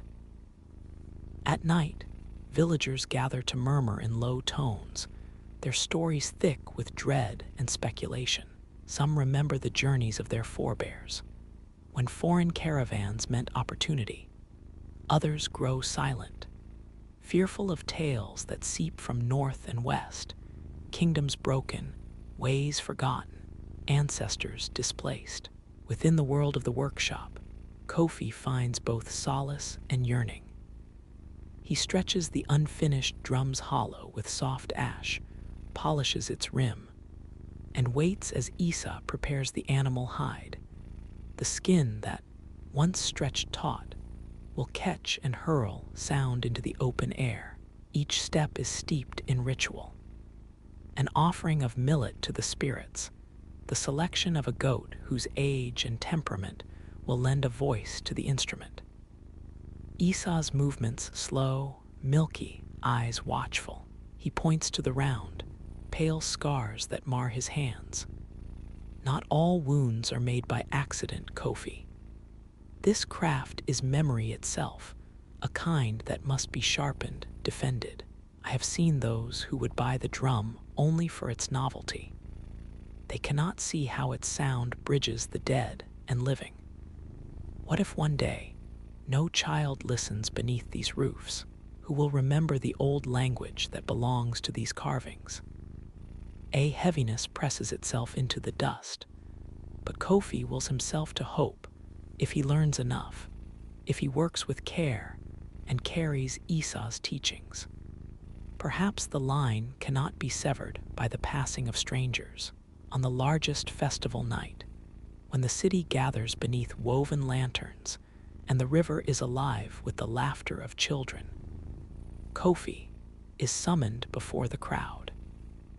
His hands tremble as he sets the nearly finished drum between his knees. Isa nods, proud yet still, a monument out of old earth and wind. Kofi's first notes falter, searching for rhythm amid the whirl and memory of voices. Then something settles, clay transforming to flame within him, and the skin vibrates under his palms, sending sound rolling outward. The crowd hushes. To the old, the pattern calls forth the empire's ancestry. To the young, it weaves hope, a promise that even as the world's edges shift, the thread may survive. Yet as the final note fades and the last embers curl upward, Kofi sees, poised on the fringe of firelight, a shape unlike any from his childhood. A man, tall and angular, pale and dressed in pressed cotton, watching the drummers with a look of hunger and calculation. Kofi feels the old world and its new visitor coil together, an uneasy braid, one soon to be drawn tight. Thunderheads gather above Nyani in the dense, expectant silence of the wet season, their bellies swollen with rain and invisible tension. Each afternoon, the horizon flickers with distant lightning, the promise of storms as electric and unpredictable as the changes shadowing the city. What once seemed far off, rumor, speculation, has grown solid and near. Now, the world beyond the drum maker's compound presses in with the heat of breath on a window pane. The foreign presence ceases to be a fleeting threat and becomes routine. A column of uniforms crossing the old stone bridge. The scrape of carts warped by unfamiliar accents. Orders barked sharp against the river wind. Kofi's neighbors adjust in small, uneasy ways. Griots pause before certain songs. Mothers hush their children with new caution. Market laughter thinning like watered porridge. The faces of elders absorb each day's uncertainty. Eyes dull, but proud. Within Esau's workshop, the Djembe's hollowed shell dries suspended between rafters. Trace lines of chalk and oil shimmering faintly against the seasoned wood.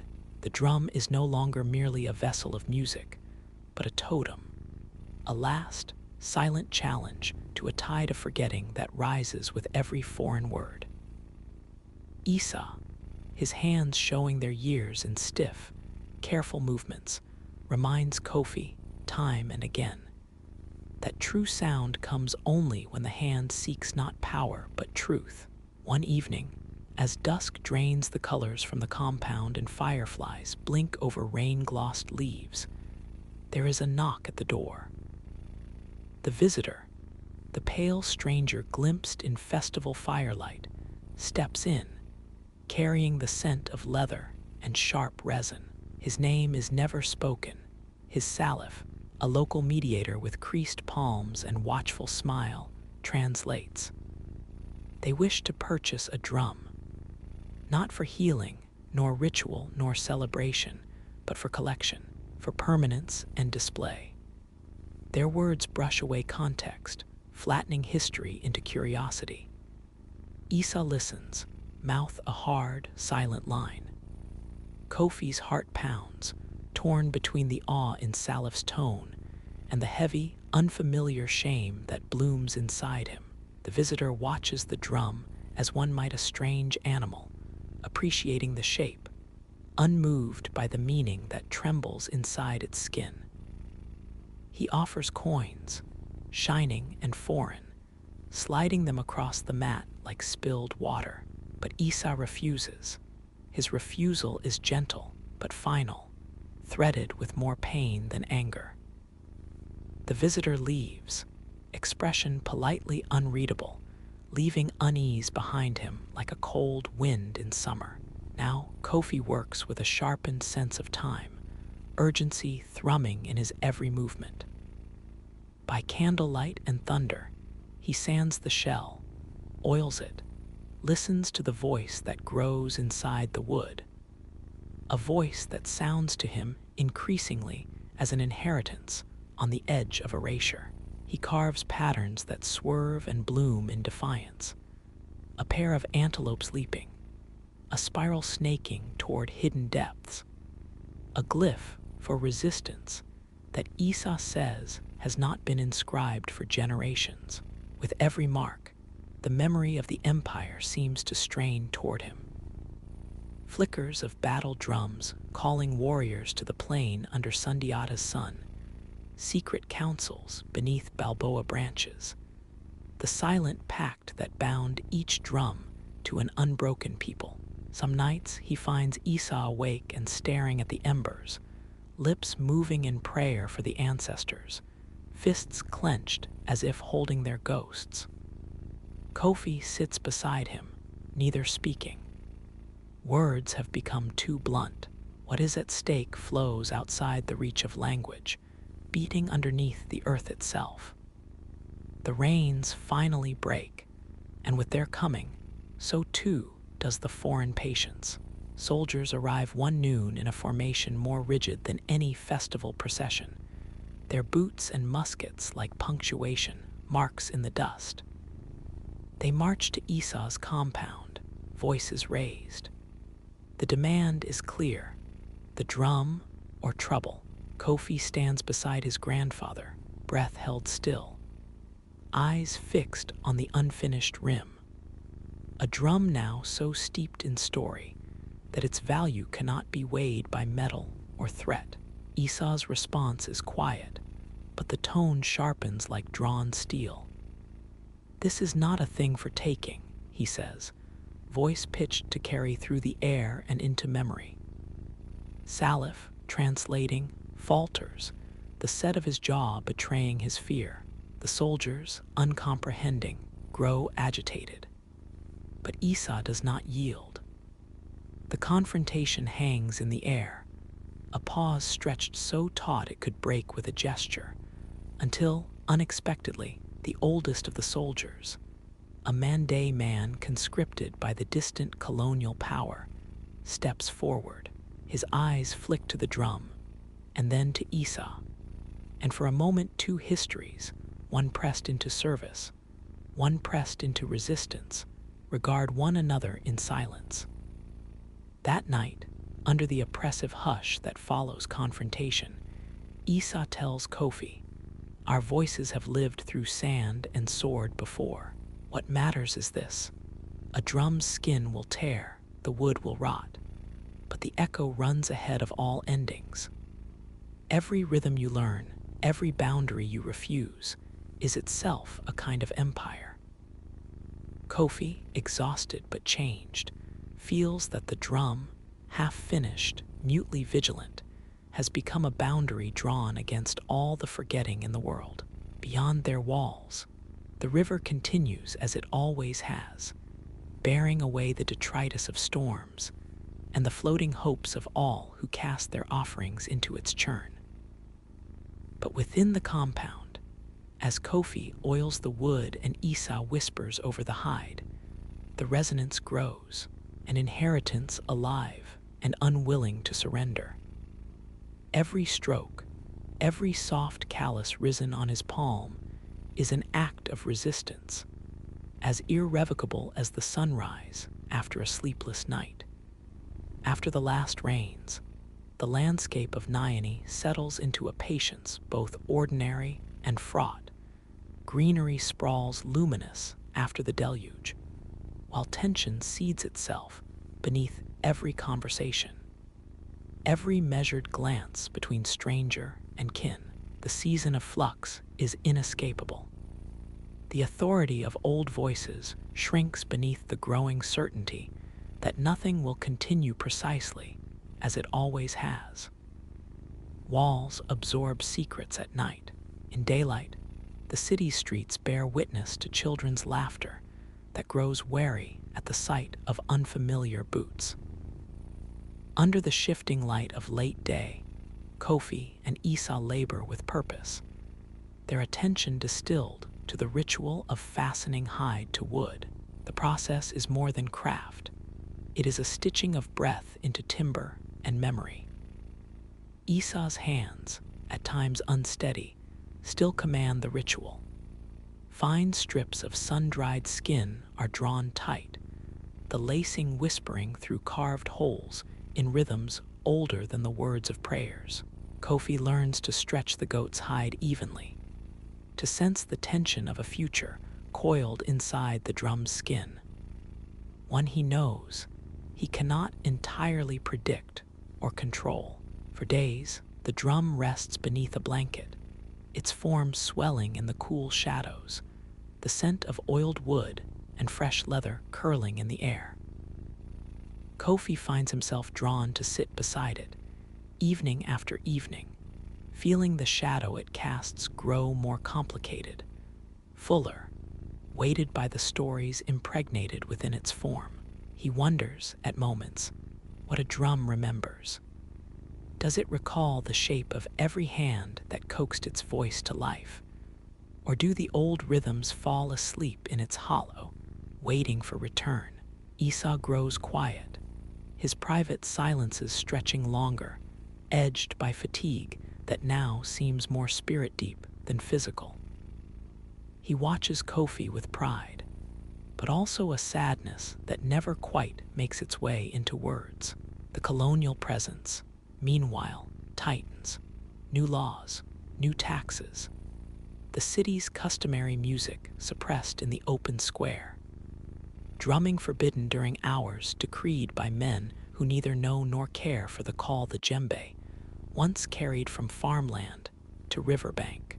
Everything, so Kofi feels, stands at a threshold. The drum, unveiled one dusk as the horizon bleeds into smoky lavender, is now complete. Its form is elegant, ridged with ancestral motifs, its base encircled by finely etched spirals, its head taut and golden. Yet it is the sound, not the sight, that will prove its purpose. Under Esau's gaze, Kofi draws his hands to position for the first true beat. The room stills. Even the forest outside seems to hold its breath. His palms strike, soft, then firm. And the note that issues forth is not loud, but impossibly dense. A resonance that vibrates against the ribs, a memory stirred awake from deep within the heartwood. The performance is private, father to son, master to apprentice. Yet what unfolds is no ordinary lesson. With each phrase Kofi shapes, Esau responds, a muted dialogue rendered not in words but in sound, each rhythm looping and folding back upon itself, both a lament for what is passing and a call forward to whoever may next listen. Time seems to loosen its grip. Ancestors gather at the margin of every echo. For a moment, the shadow of empire, menace, and ending is lifted. But the world outside does not pause. The colonists return, not as buyers, but as arbiters. They claim the Djembe is a relic, property of the new regime. They care nothing for rituals or meanings. A command is given, brittle as old parchment. The drum must be surrendered and displayed, inert, in a distant administrative house. The compound is offered a document that, to the foreign eye, legitimizes a theft. Esau will not sign. Kofi, standing beside his mentor, is caught in the grip of a question older than either man. When does preservation turn to sacrifice? What must be hidden? And what entrusted to the world's relentless memory? That evening, as the city grows restless and rumors burn at their brightest, Esau draws Kofi deep into the forest, the finished Djembe cradled in his arms. There, beneath the woven canopy, he sets the drum upon the earth's skin. Some things must return to the ancestors before they are taken by strangers, he says, voice thin but resolute. Together, they cover the drum, weaving branches and leaves until only the faintest curve of polished wood is visible. Esau's last lesson comes softly in the hush that follows.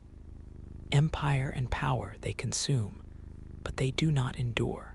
Our music was ancient when their ships were still dreams. Hide the drum so that those yet unborn may one day reclaim the memory we guard tonight. When they emerge from the woods, the air is thick with tension.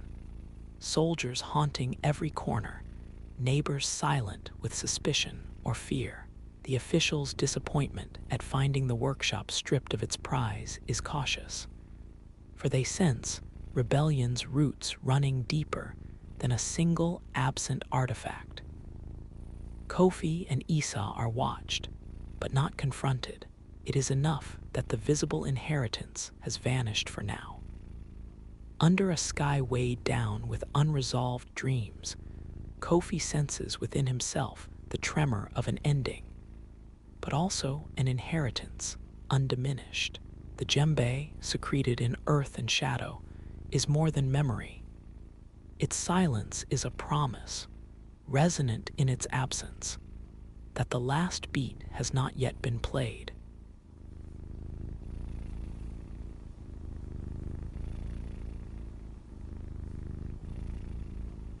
The day began, as all days should begin, slowly, with the awakening light tipping softly over the ridged spine of Rapa Nui, casting long, gold-laced shadows across her grassy slopes and silent red-brown craters. Beneath that spectral hush, the island seemed to exhale. The wind, bearing the briny insistence of the Pacific, tickled the dust at the foot of Rano Raraku, the ancient quarry that had for centuries been both wound and womb to her people. Here, in this first hush of morning, Mona stood, the youngest among the apprentices, shoulders braced and gaze unwavering, watching the elders gather in their circle of earth and intent. Each elder was marked by lines both weathered and graceful, faces scored by years of sun and salt, hands wider than the stones they shaped. They wore their knowledge like second skins, the lean and sinewy strength of men who had coaxed gods from basalt. Mona's own hands hovered in nervous mimicry, fingers pressing at invisible chisels, tracing rhythms he had memorized but not yet mastered. Around him, the others watched as if each movement could split the future. Would the next generation be worthy? Would the Moe, those silent, stone-faced sentinels, continue to rise along the sacred Ahu? The stone platforms keeping watch over the endless sea. The first tap of chisel against Valanic tuff rang out, light and ceremonial as a bell. The elders' chant, a vibration drawn low from deep chests, slipped between the strikes, folding the work in sanctity. In Rapa Nui's beginning, the people had come from Hiva, riding the backs of currents and stars, settling this world that felt both cradle and exile. The Moe, embodiments of ancestor and God, had grown from need to anchor memory, plead for rain, stiffen courage in famine and in war. But to Mona's eyes, under the newborn light and the wary gaze of elders, they were more than basalt. They were hope hardened against the eroding teeth of wind and time. The island was rich once, palms thick and towering, shadowing yams and taro, seabirds nesting in such numbers that the dusk flew on wings and cries. But that was before. Now, as Mona traced the pale scars cut long ago by earlier hands, he saw how the land itself wore exhaustion. Scars where the forest had thinned to grassy dust, mounds where the soil no longer yielded fish-trap yams, the bones of broken canoes bleaching in sun too fierce. With each moe, it was said, the strength of the ancestors returned. But sometimes Mona wondered if the land, like his people, could truly bear the weight of so many memories. The voices of elders often ran with sorrow. They spoke of missionaries on the horizon, their sails stark against the sky, carrying new gods and iron nails for which no moe had names. Rumors brushed the village, foreign tongues that turned bone to relic, that cracked language into barter. Those strangers would soon come, some said, bearing the promise of salvation, but demanding the price of silence. What place would the Stonecarver have in such a world? Mona wondered. Could faith, chiseled from volcanic dust, withstand a new faith that moved ever closer on white sails and iron waves? Yet nothing in Mona's nature was resigned. As dawn spilled fuller across the slope, casting the unfinished giants in gold, illuminating faces not yet smoothed or named, he felt a fierce pulse inside him. The earth thrummed with the memory of years when the tress still rose high and cool, when men and gods spoke plainly across the night winds. The moe awaiting their shape seemed to promise that some stories could defy erasure, if only hands steady and hearts remain. He watched his own master, Tevarua, the oldest carver whose gaze could melt even stone, position his chisel, fingers trembling not with age but with reverence. "The rock remembers," Tevarua whispered, words bare and true, "and so must you." The others nodded, for in each cut was carved not simply face and form, but the slow, patient etching of a people's soul. The stone was not mute, it spoke in silence, proclaiming both the greatness and the frailty of those who shaped it. The world beyond the reef was changing. Mona could feel its tremors in every rumor, every vanishing tree, every sea-born shadow. And yet, as he joined the first rhythm of hammer and chisel, as his sweat mingled with the dust and spirit of Rapa Nui, he understood. To carve was to resist forgetting. In the wide, trembling dawn, under the gaze of ancestors and the watchful sky, the last generation of carvers set to work, channeling loss and longing into faces that would outlast them all. The days lengthened, unspooling with a measured certainty that seemed to belie the disquiet beneath the island's wind-polished surface. The sun arched higher, burning away the hush of morning, and coaxing the quarry's raw scars to glisten as if aching for rain. Each blow of the carver's hammer set a shudder through the stone, a whispering reverberation that stitched itself into Mona's bones and dreams. The scent of dust, pungent and metallic, floated upon the air, mingling with salt and the musk of bruised yams left out too long in the heat.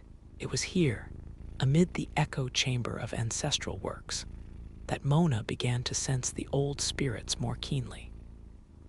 The Moai, in their raw, half-born immobility, possessed a presence that went beyond form. Their unfinished eyes saw inward as much as outward, and their silence invited confessions. By dusk, when the light slanted and the air hummed with cicadas, Mona sometimes felt as if he moved among sleeping titans, each head a pillar balanced at the edge of awakening. He learned to read the subtle variables: hardness of stone, memory of grain, fatigue in wrist and shoulder, each as essential as palm or chisel. Among the elders, subtle tension crackled. Old Capua, whose voice had long blistered with admonition, grew more watchful, lingering after the day's labor, inspecting the fissures in the stone and the faces of the apprentices, with the care of a man measuring legacy against hunger. One twilight, Capua drew Mona aside, voice lowered to a gravelly thread. "You carve for your hands, boy, but you must also carve for their grief," he said, gesturing toward the distant shore, where a faint outline of unknown sails haunted the horizon. These were shifting times. With every course across the island, stretches of trampled grass and collapsed ahu stood as quiet rebuke. The trees, once thick enough to shade all journeys, now crowded only the motus, small, rocky islets, sanctuaries for what the main island could no longer sustain. Seabirds, whose eggs had silvered so many dawns, nested fewer and farther between, harried by hungry children and men with nets grown desperate. Mona's own father often returned from the sea with eyes downcast, his basket lighter, the emptiness between the fish as tangible as sorrow itself. And yet, within the tethered existence, the craft became a vow. Night after night, by cook fire and starlight, stories sheathed the apprentices like cloaks. There was a time, Mona, when stone was our only abundance. Tevarua would murmur, firelight flaring in his sharp gaze. He recounted the journey of Hatumadha, first settler king, and the sacred division of land and labor, of the moment when stone and story became twined. As if each Moai stepped from one world into another, carrying breathless the burdens of both, Mona listened and chipped and watched, mind gathering fragments of wonder and ache. He knelt beside older apprentices as they measured faces with black pebbles, mouths pursed in worry over symmetry and meaning. Sometimes, quietly, he marveled that so much reverence could be granted to shape. How the arch of a brow or the width of a nose might decide if rain returned, or if famine's grip endured. For in this certainty, rooted and unyielding, lay a dignity no loss could easily efface. The faith of old feasts, once wild with laughter and drumming feet, now felt muted, diminished, perhaps, but not wholly gone. Instead, Mona found it in a broken shell, a woven cord salvaged from an abandoned shrine, the echo of chant that briefly resurrected the ancient names at dusk. Even the wind carried secrets, rustling mazes through standing moe, as if to remind him that the line between stone and spirit was perilously thin. One evening, gathering water at the edge of a silt-choked pond, Mona encountered a girl, Hina, whose eyes glinted uncompromising as obsidian. She knelt, catching droplets in a cracked gourd. When she looked up, her voice carried both challenge and kinship. "Will you make them see, Mona? Or will the moe watch over only the ghosts?" Her words struck as chisels do, clean, decisive, opening fissures for sunlight or for rot. They fell into easy talk, arriving at hope less by assertion than by admission. That survival, like carving, was mostly perseverance, an endless shaping of what remained into what might yet endure. Late that night, unable to sleep, Mona rose and wandered the half-lit quarry. He lingered among the statues, their faces limned in moonlight, their unfinished backs embedded in the earth. Laying a careful hand on the cool forehead of a newly born moe, he closed his eyes, listening for his heartbeat echoing in the stone's deep hush. It was a moment, fragile as breath, in which the past seemed to exhale, releasing grief and memory alike. Dawn would soon come, inevitable and indifferent. Yet as Mona withdrew his hand, he understood that echoes, too, could be forged into song, that the pulse of history could not be muffled so long as one carver remained attentive to the silence. And in that slow returning of light, the island awoke, scarred and diminished, yes, but stubbornly alive, holding the echo of ancestors and the promise of those not yet shaped. The sea, ever the island's wary guardian, bore change before it yielded revelation. Dawn after dawn, sails not born of Rapa Nui hands drifted closer, pale and imperious, upon the horizon. At first, they seemed almost spectral, shapes slid between cloud and wave, too sharp and white to belong to the natural world. The elders debated in low voices, weighed legend against warning, but the approach of the newcomers crept inexorably into the daily rhythms of the village. On the morning that foreign feet finally pressed Rapa Nui's black pebble shores, the island's breath seemed to hitch. The missionaries came flanked by unfamiliar men, one with hair the color of scorched flax, another clutching a leather-bound book close to his chest, as though it contained some unseen map. The air bore the uneasy scent of sweat laced with incense, a sharp contrast to the wholesome earth and brine Mona knew. They carried trinkets, mirrored beads, knives that shone like captured lightning, and their voices summoned words of respect, but performed conquest in their measured gestures. No war drums sounded, but tension scurried through the grasses. Mona watched from behind a leaning moe, his breath quiet, his heart quicksilver. The white men greeted the elders at arm's length, offering gifts while marking boundaries with their eyes. At the head stood Father Leclerc, the missionary whose voice would soon become both a balm and a blade. He spoke through a faceless interpreter, offering peace and the promise of new gods, gentler, they said, than the sharpened obsidian faith that had once prepared men for battle and sacrifice. Tevarua's back was rigid, a stone among stones, He offered the foreign men water and yam bread, as was the custom. Yet his silence pressed about him like a second skin.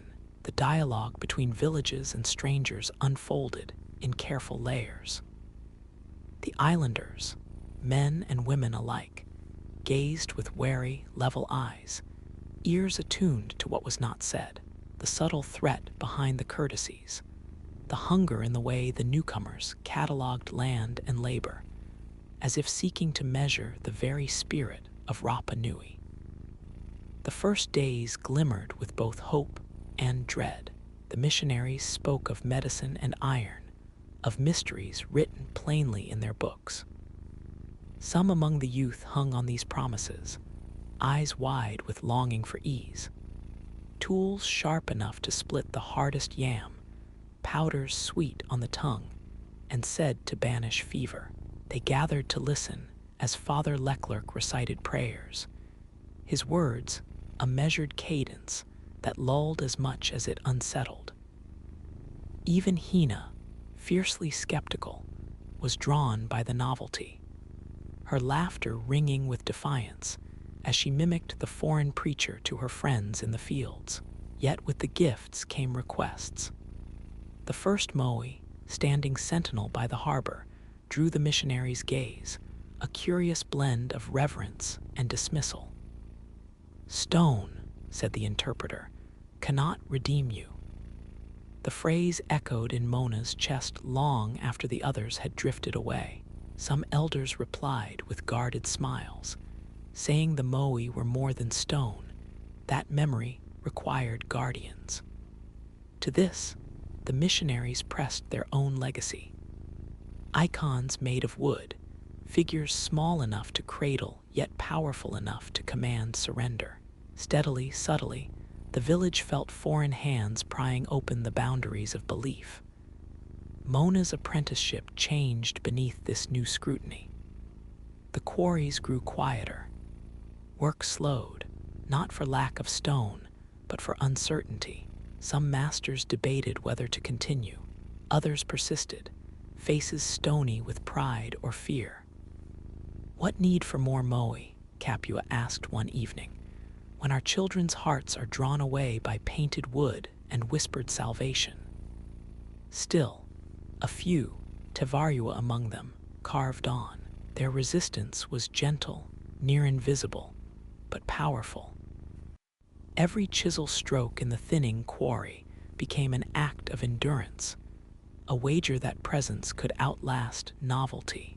At night, Mona joined Tevarua by the fire, the old man's stories growing sharper now, edged by sorrow. "Stone is slow," he murmured to Mona. "Faith should be.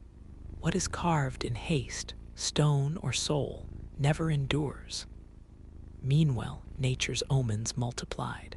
Rains faltered, sweet water pools shrank. Canoes brought in little more than splinters and hunger. The soil, too, seemed to rebel, yielding bitter roots and thistles. Some whispered of curse, others of punishment, or perhaps simply the exhaustion of an island asked for more than it could give. The missionaries called for prayers to their God, yet the old chants persisted, rising threadbare but stubborn on southwest winds. In this time of mingled plenty and loss, Mona witnessed a world balancing. Each encounter with the newcomers tore at the fabric of his learning. Yet, by moonlight, beside the still breathing stones of his ancestors, he felt the slow forging of something steadfast. The white men had brought judgment, yes, but also clarity. The knowledge that what was sacred might only reveal its strength in the moment it was threatened.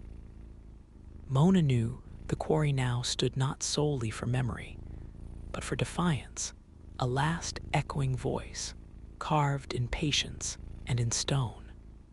The passage of months brought a new rhythm, steady but uneasy, as if the island's heart now beat to a pulse just beneath the skin, half remembered, half denied. The white men's customs grew familiar along the paths that once led only to ancient shrines and family hearths.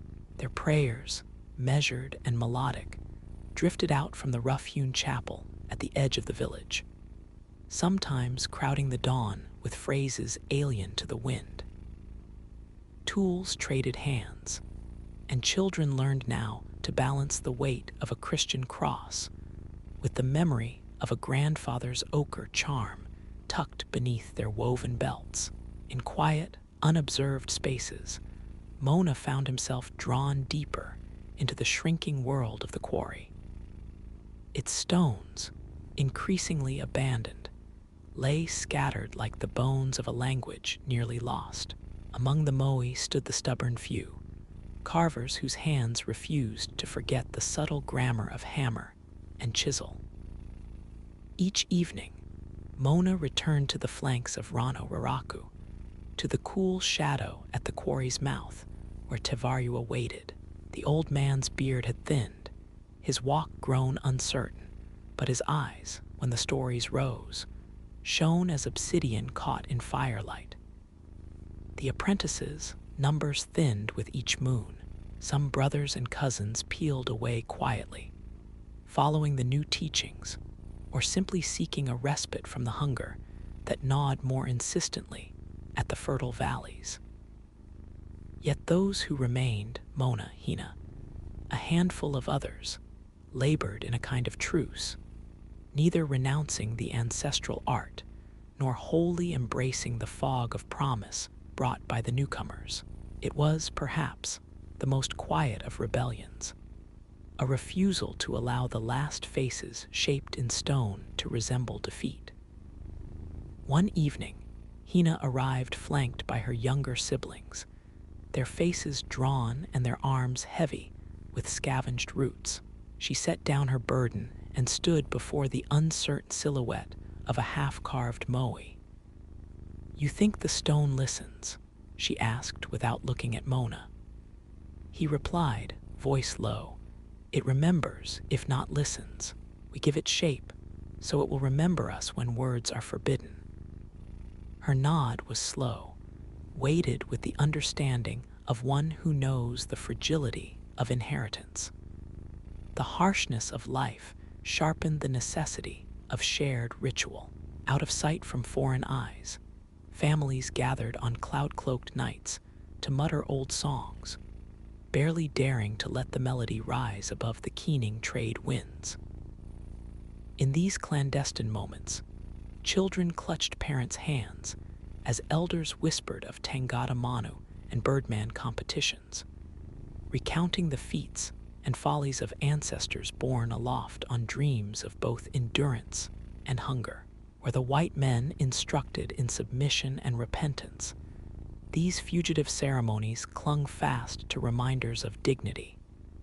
The patience of the fisherman, the cleverness of the maker, the tenacity of women who split roots from stone and coaxed yam from exhausted ground. Yet the opposition was not all silence. Sometimes glances between villagers layered thick with shared meaning. Sometimes a single word between carvers conveyed kinship stronger than any homily. In the fields, Hina led women in weaving mats with hidden bands of red, an old color, unblessed by the newcomer's faith, and thus a secret sign. Boys practiced the art of flint shaping, passing blades from palm to palm when the foreigners turned away. This refusal to fully relinquish the knowledge of their hands was a form of survival. Not shouting, but enduring, not openly defiant, but insisting in small ways that the shape of belonging could not be so easily remade. Still, the pressure mounted. More elders turned their backs upon the quarry, arguing that the past could not heal a body starved in the present. The missionaries' gardens produced rows of alien vegetables. Children grew familiar with the taste of strange fruit plucked beneath the foreign god's gaze. Father Leclerc's sermons grew sterner, cautioning against the superstitions of stone and story. Some villagers visited the church for bread alone, others for comfort, a few perhaps for hope of forgiveness. But the old gods lingered stubbornly in shadow, refusing exile even as their names fell less frequently from trembling lips. Among the Moai, Mona and Tevarua carved in smaller circles, tools muffled within folds of flax. The old man, worn by seasons and silences, entrusted Mona with the most sacred chisel, the one whose iron edge had cut the eyes of the chief's forebear, and legend said, called forth rain when famine threatened. With hesitant gratitude, Mona received it. The heft of the chisel pressed on his palm, not only as a tool, but as a solemn charge, that even as the island contracted under new laws, hands might still remember the language stone required. On a night when clouds concealed the moon, and only the sigh of sea marked the hours, Mona worked alone on a small, crouched moai. Not grand, but compact and resolute, its face not of a chief, but of a weathered mother. Each curve and plane was shaped by memory, his own and Tevarua's, Hina's laughter, the silent hunger of his people. In its secrecy, the act of carving became not just homage, but resistance. Mona realized then that the rebellion did not depend on banners or noise, but on the calm, defeating patience of survival, on piecing stories into stone, so they might withstand the tides the world now demanded they face. The months revolved in slow procession, as if the island's own memory was caught between forgetting and fierce recall. The ritual cycles of rain and sun grew increasingly unpredictable. Sometimes the lagoon shimmered with abundance, sometimes it withdrew, a bare mirror to the sky's caprice. Children's laughter, once sweeping through the grass, now ebbed in quiet pockets, careful not to awaken the attention of the ever-watchful missionaries. Yet beneath the hush, something intangible, tenacious, as the roots that clung to Rapa Nui's volcanic rock, refused erasure. Tevarua's health faded like the last pulse of an ebbing tide. The old master carved less, his hands contracted by time and ache, yet his mind still quested after patterns, drifting often into reverie. Mona kept vigil at his side, tending the scant fire and turning over questions as old as the island itself. Mark the lines, Tevarua once counseled, eyes unfocused but fierce, not for their symmetry, but for what remains hidden beneath the first glance. Every mark remembers. It was a lesson that settled into Mona, growing weightier with each day that drew Tevarua further away, until silence claimed the master and left Mona alone with the final words pressed between them. The burial was simple, wind on hollow stone, a small knot of mourners with faces shadowed by memory more than by loss. On the far side of the quarry, where battered moai inclined their heads as if listening, Mona laid Tevarua's most beloved chisel among the stones. He spoke the old names, the ones now forbidden in public, his voice lifted by the presence of those who had carved before. The others dispersed in silence. Hina lingered a moment, and squeezing Mona's hand, left a woven string at the grave, the subtle red winding still defiantly bright. With Tevarua's passing, an emptiness spread, but not the kind that annihilates. Instead, it broadened spaces for memory to take hold, not just for Mona, who drifted more frequently to the crumbling ahu and silent moai, but for the village itself. Increasingly, the old ways found new shapes, a lullaby sung in secret, a carved pebble pressed into a child's palm, a gesture disguised as a new prayer. The The lines between traditions blurred, yet never quite dissolved. Instead, they ran beneath the surface, hidden roots nourishing what would bloom in time. Mona's work became solitary. Each day, when the sun leaned low over the broken cliffs, he selected shards of tuff and basalt that others had overlooked, discarded remnants, overlooked for their resistant grain or asymmetrical promise. He approached them with a gentleness that the young often reserve for the very old or the wounded.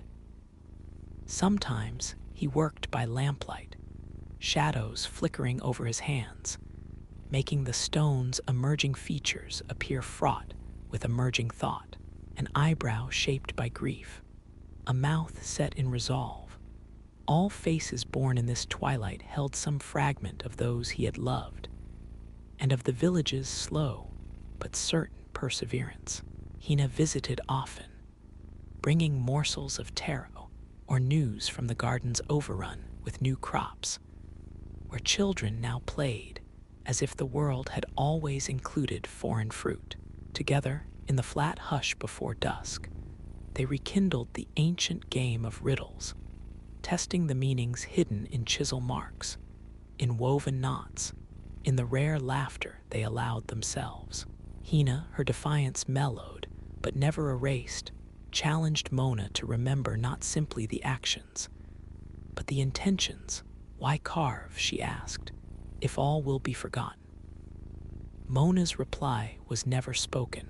It existed in the slow, patient shaping of rock under his palm, in the quiet certainty that to remember was not the same as refusing to change.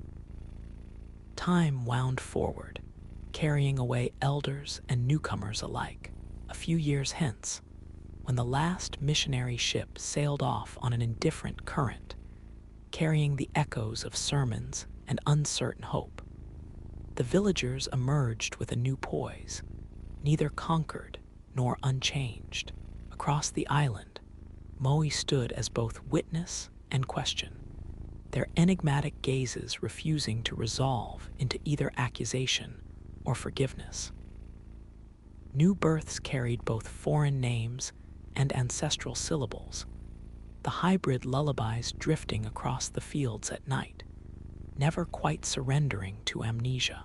One morning, a young girl, Hina's niece, slight as a reed but stubborn in spirit, followed Mona to the old quarry. She watched him set the first chisel to a rough, hunched stone, her silent presence as insistent as the dawn itself. Mona's hands, surer now but tempered by loss, began the patient work again. As chips fell, pale in the rising light, he realized what Tevarua must have always known. That memory is not a monument, but a ritual, quiet, persistent, and woven into the patient tending of what endures. As the wind wound its careful way through grass and basalt, Mona looked up, seeing not only the curve of unfinished statues or the scars of vanished forests, but also the resilient thread that stitched the living and the remembered. Around him, the land was scarred and diminished, but rising too, replete with all that resisted silence. The last stonecarver did not imagine himself alone. In every mark he traced, he heard the low hush of ancestors and the slow, patient breathing of those yet unborn. And so, in a world forever shifting beneath the weight of memory and forgetting, Mona carved onward, his rebellion etched into endurance, his hope made visible in stone.